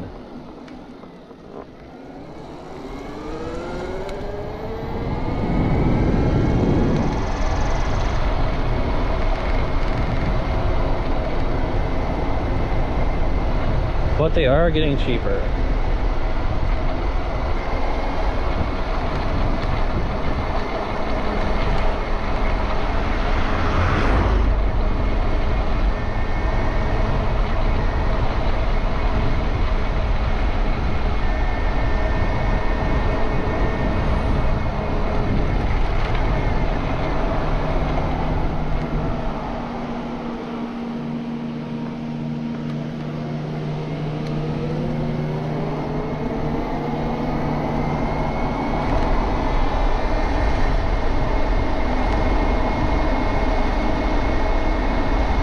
I don't think I would buy an e-bike, a pre-built one, at this point. The options are just too limited for ones that go fast.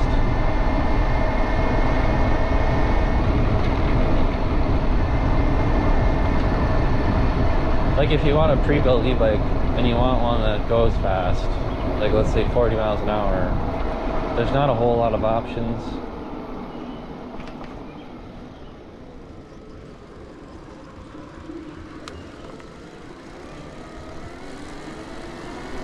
And the e-bike companies that do sell the 40 mile an hour e-bikes, some of them are a little bit like sketchy and questionable, and like I wouldn't even really like necessarily want to buy the bike from them anyways.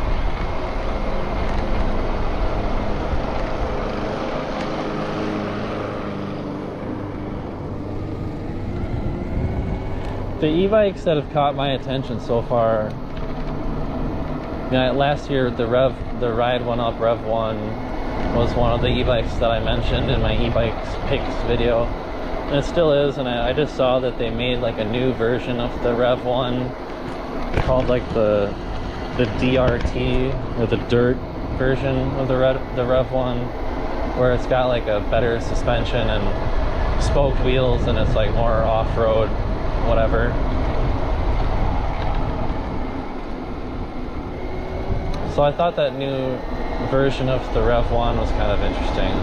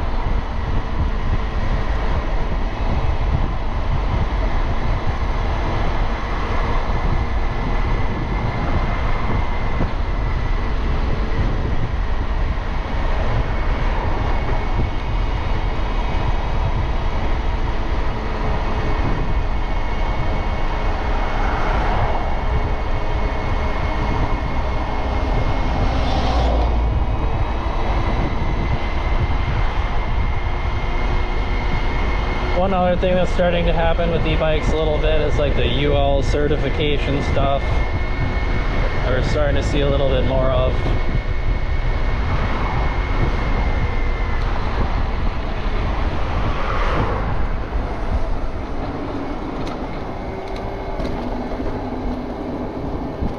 So recently, let's see, is the GoPro still going here? Yes. So recently I saw Grin Tech in Canada.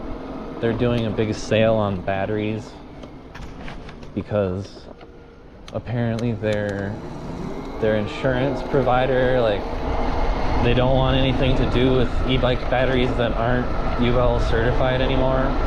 So Grin is selling all of their batteries, doing like a big sale on their non-UL certified batteries.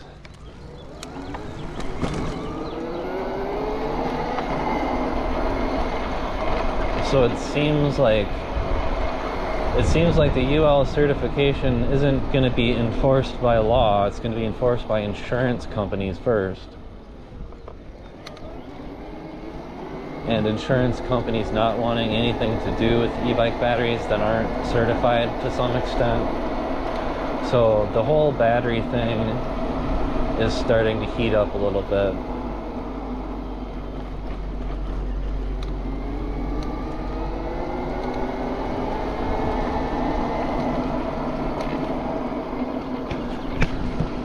I still build my own batteries just because I'm a cheap ass and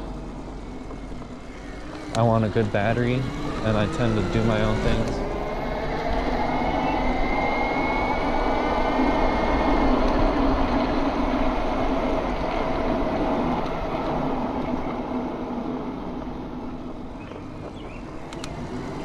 I think when you're building a battery, as long as you use good cells, that's like half of it.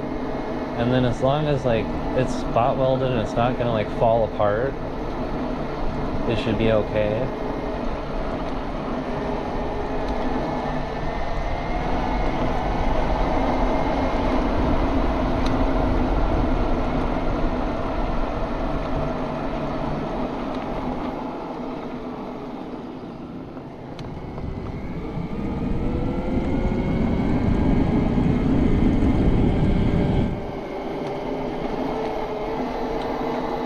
If you're building a battery, I'd get a BMS on it for sure. Even if you're using good cells.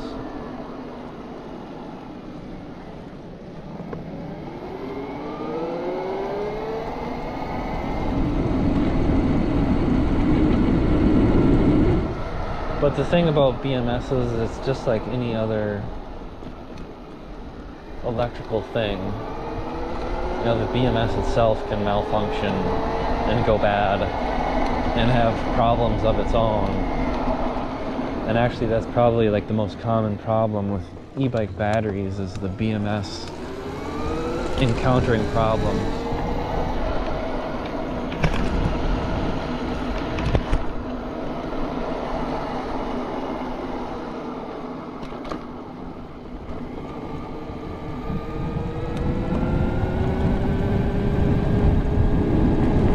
In fact, probably like most of the time when e-bike batteries are having problems, it's the BMS just tripped. Like as long as the cells are decent,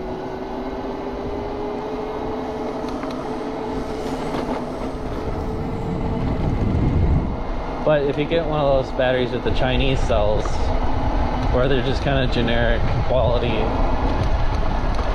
battery cells, then those things, like, they need a BMS just because it's like a bomb waiting to explode, because the quality control on the generic battery cells is just all over the place and they're not consistent.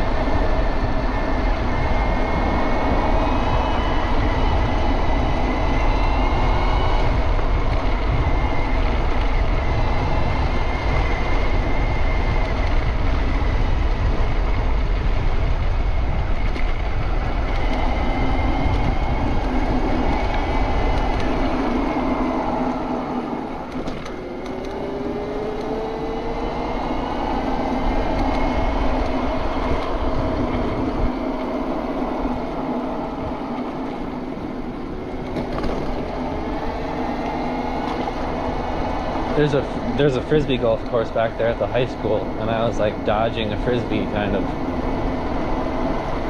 Some kid tossed a frisbee and it like went way up in the air, and it looked like it was going to come out into the road, so I hit the throttle.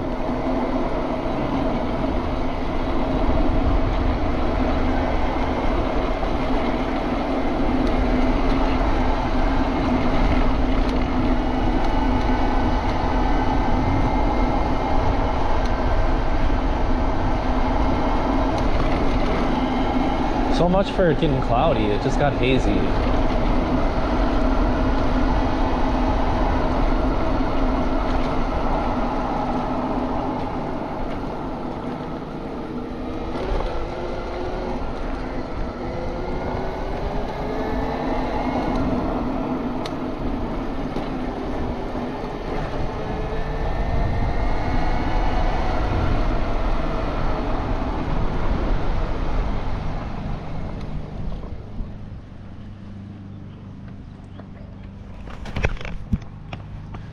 GoPro is at 10%. Bike, we're at 80 volts. Motor's 46.5C. We've gone 21 miles. I've used 9 amp hours from the battery out of 20. Alright guys, we're back. New GoPro battery. We got 26 minutes left on the SD card. 25-minute timer.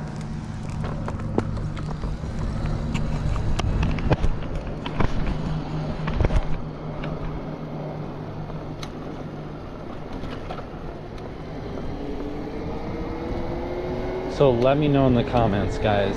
Do you already have a bike that you're riding? Or are you in the market for an e-bike and you're trying to decide what to do? If you have any questions, let me know in the comments. Ask away.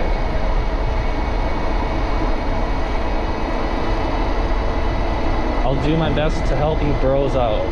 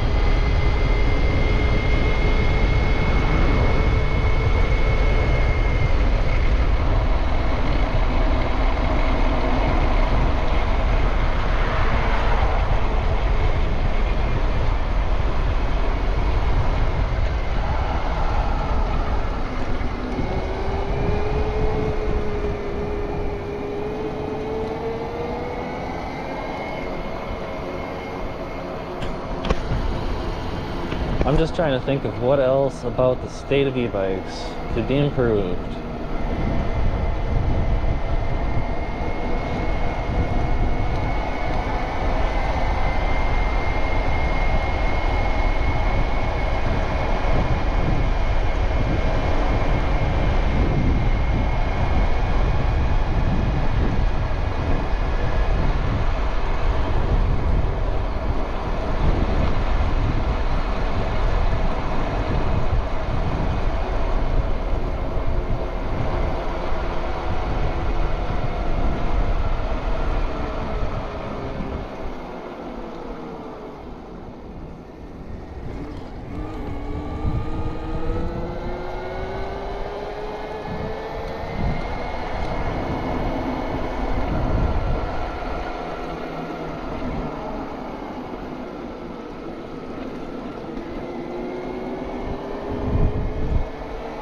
So this is kind of going back to power delivery and e-bikes as a thing that needs improvement. I kind of touched on this already, but I think that is important.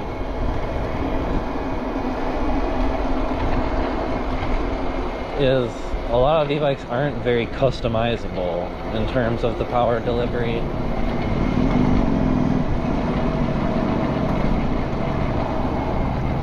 A lot of e-bikes, they have like 5 pedal assist levels, and a lot of the times it's pre-programmed, and like it's just, you got those 5 levels, you can go up and down through, but that's all you got. And then maybe you have a throttle, maybe it feels good, maybe it feels like an on and off switch like I was talking about earlier. But I think that the power delivery of most e-bikes is just not very good. And that's an important thing to consider that I think probably a lot of people overlook, or they don't realize.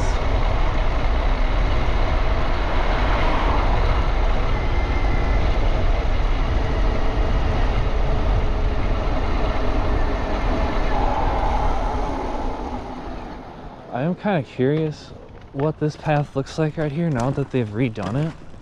So we're just gonna gently, slowly, respectfully pedal our bike down this way.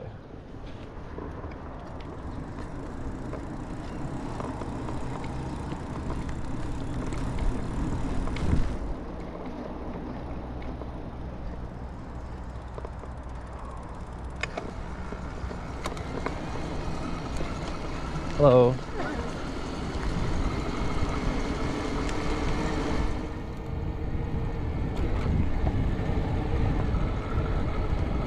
I haven't been this way for a while. Oh, we got some bumps. There's some kind of like a drainage pit.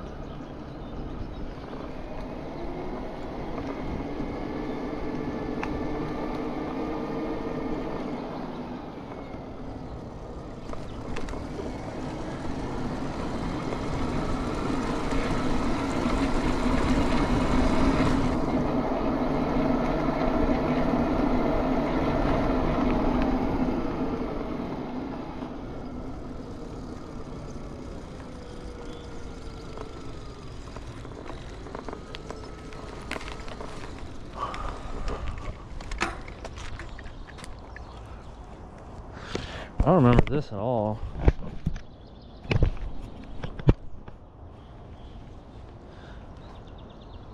There's like some ducks quacking. There's some geese down there. I think maybe this was there all along and then they just cleared out this stuff. I don't know.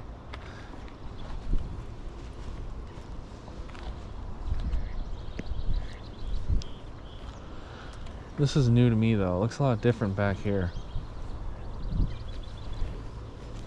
But yeah, state of e-bikes. You gotta be careful. A lot of them, throttle doesn't feel very good. Pedal assist is just like 5 pre-programmed levels. There are some e-bike companies where you can go into the settings of the display and like customize the power levels per pedal assist level.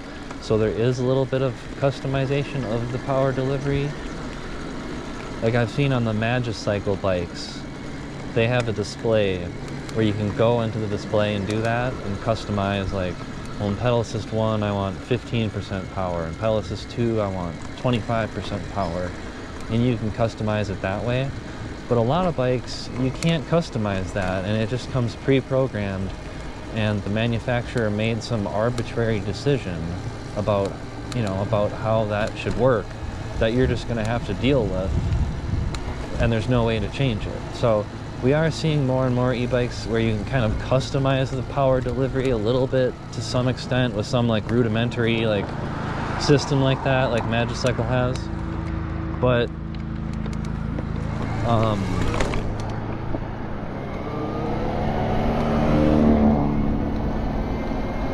a lot of e-bikes, you can't really change it and you're just stuck with it, you know? So if you buy an e-bike and it has a jerky throttle, that's just like an on and off button. Or if you buy an e-bike that you wanted to ride 8 miles an hour next to your daughter while she pedals,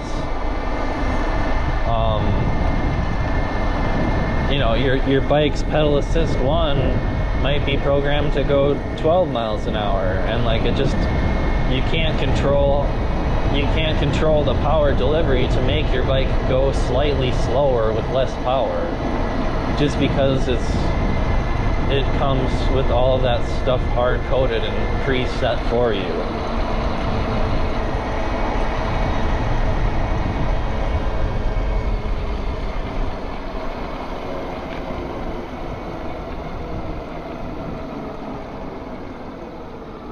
Whenever I see a house with a flat roof, there's always like a team of people repairing the roof.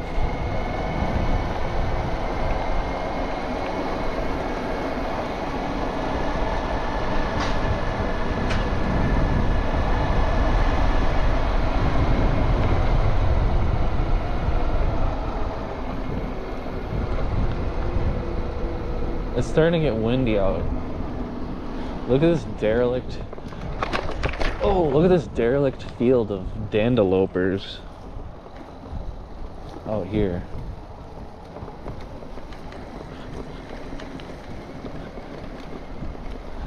Do you guys think this all happened because I spread the will of the dandeliopers that one time? Remember that when I rode around I spread all the dandelion seeds? I don't know if I uploaded that video. That was something I did. And now look. I've spread the will of the dandeliopers across the field.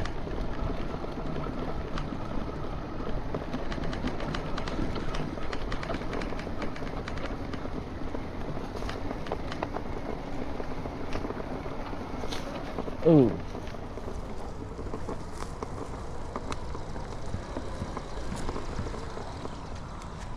It says no parking anytime within 20 feet of this fire hydrant that is out in the middle of this grassy field. So don't park here, guys. We're breaking the rules right now by parking.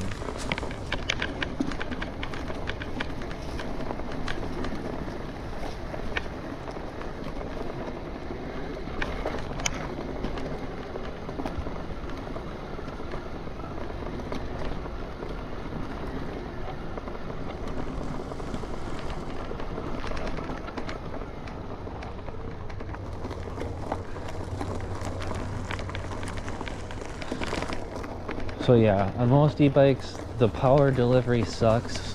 The throttle doesn't feel very good. It might be hard to program the pedal assist to a very specific way. You're kind of just stuck with how they set it up and configured it. And you can, if you have a pre-built e-bike with that problem, you can get around that.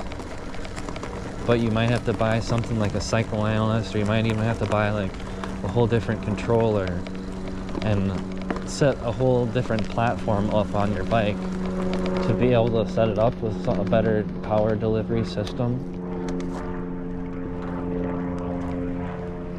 So if you're thinking about buying versus building, the power delivery is an important thing. And there's just a lot more options for power delivery and customization when you have something like a phase runner and a cycle analyst. Like pre-built e-bikes they usually don't have a lot of customization in terms of the power delivery. And depending on how you want to ride your bike, that may or may not be a problem for you, right? Like if you want to be able to ride your bike very slowly in a balanced, controlled manner, like say 8 miles an hour, 10 miles an hour, and just maintain that speed in pedal assist 1. Some bikes come with pedal assist 1 set to 15 miles an hour or 12, whatever, you know, like. So just be aware that with pre-built e-bikes, like that stuff, a lot of the times it's not customizable. Sometimes it is in the display, but it's usually pretty basic, right? Like the throttle, usually you can't just like gently hit the throttle to where it's using like 1 watt of power to just barely inch forward. You know, most e-bikes don't allow that level of modularity with the throttle, and they don't allow you that level of like granularity with your power control, right? So that's something to take into consideration. And like I said, you can always buy something like a cycle analyst and then run the throttle through the cycle analyst. It can remap your throttle with that current throttle, and then you send that to a controller like the phase runner, right?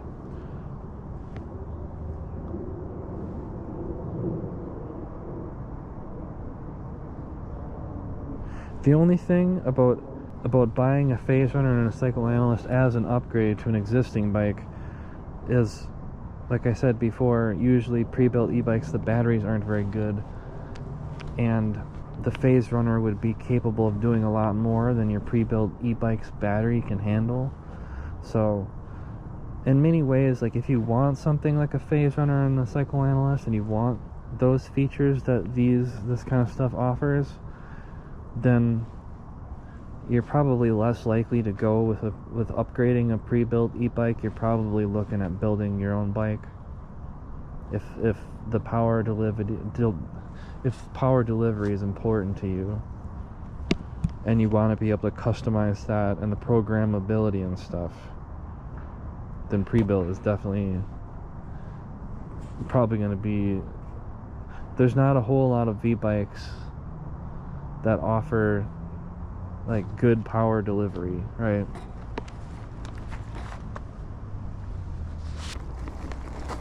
Alright guys, make sure you like and subscribe because we got 12 minutes left. 11 minutes, 10 minutes or something left on the SD card, and I'm just gonna rip home and we're gonna have the camera rolling. So like and subscribe, leave a comment, let me know, what do you think about the state of e-bikes in 2024? What are e-bike manufacturers getting right? What are they doing wrong?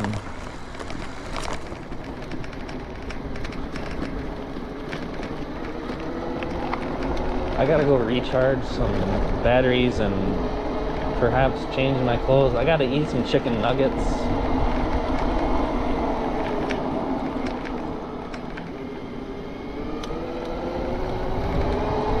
Get some more wax on my chain, charge it up a little bit.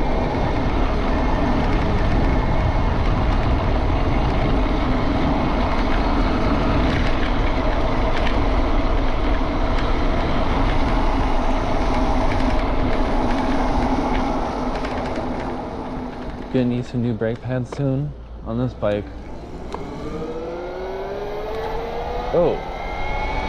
Man, they painted these lines in the road and it's like an indentation. Ah, sketchy. They made this road really wide though.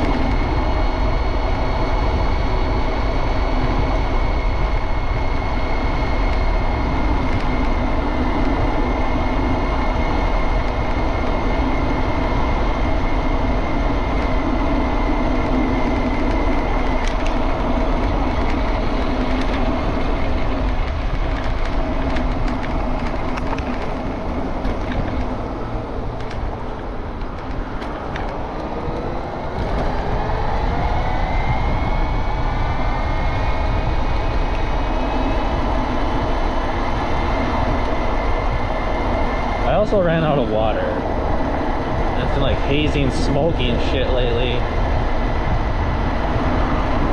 And you need something to drink when you're out riding around.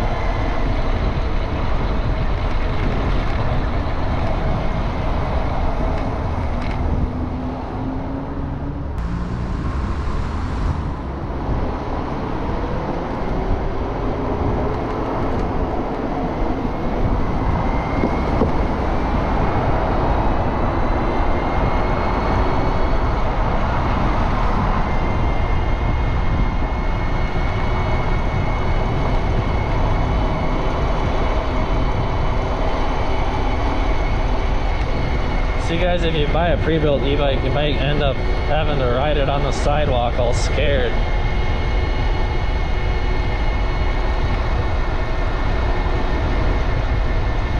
But I also ride it in that same exact spot on the sidewalk, so that's a bad example.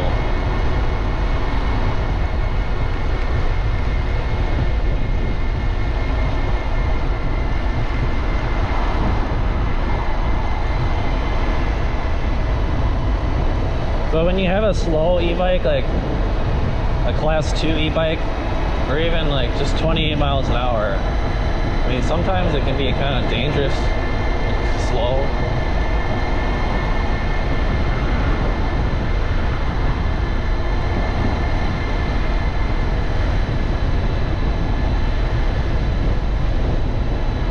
It depends on where you live, but where I am, if the speed limit says 25, in a lot of places, people are going to be driving more like 30 or 35.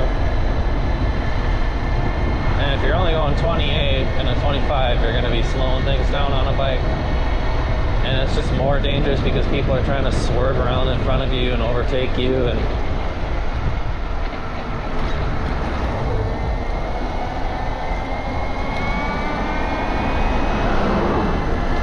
there's a lot to be said about just being able to go fast and keep up with traffic and not slow things down. It can be safer, even if you are traveling like 5 miles an hour faster or whatever.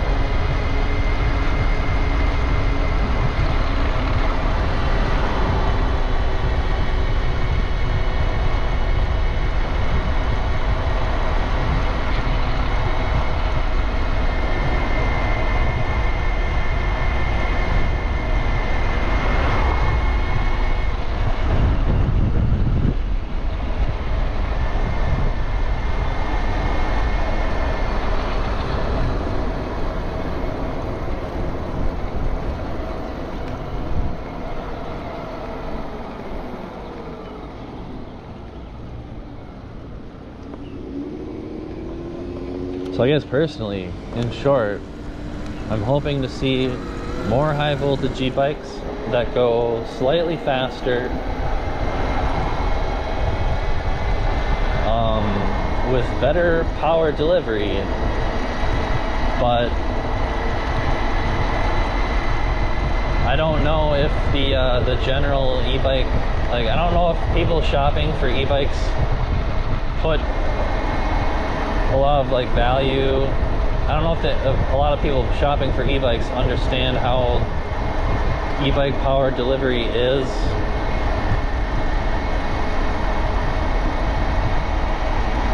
Like when I bought my first e-bike, I didn't know about pedal assist or cadence or torque or like any of that stuff. I just bought an e-bike, and it has some flaws and some challenges.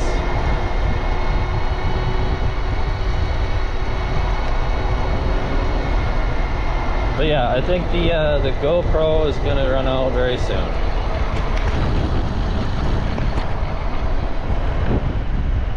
One minute. Make sure you like and subscribe. Leave a comment.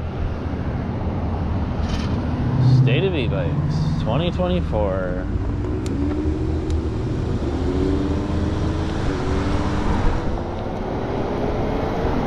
I need chicken nuggets so bad.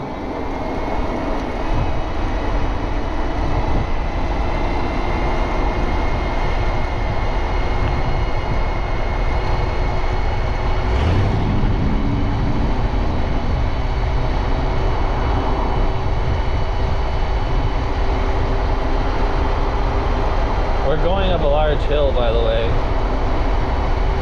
You're not going to do this on a pre-built e-bike, probably.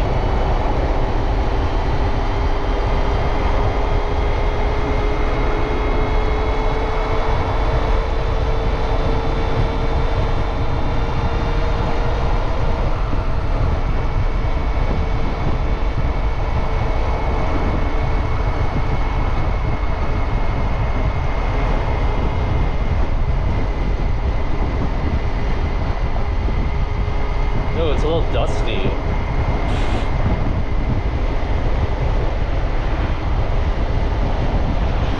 A little dusty on the road.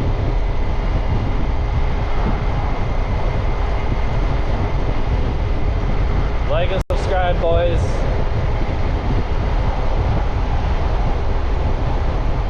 Thanks for watching.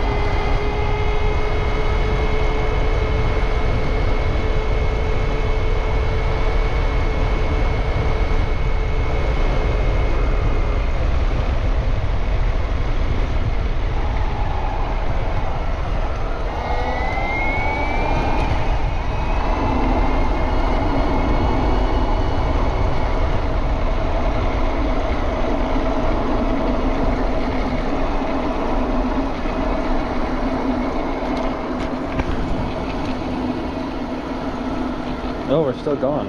I miscalculated how much time was left. Well, this is it. The cottonwood is in the air. Spring is here. Hopefully everybody's doing well. Getting out e-biking. Let me know in the comments. Thanks for watching. For the 8th time. Peace out. See you later.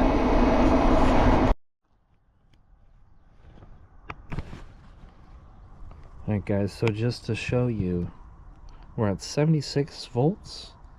Motor's at 58.5 C as the temperature. We went 29.3 miles.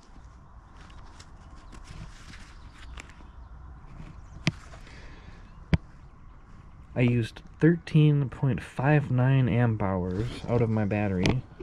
Know exactly how much I've used.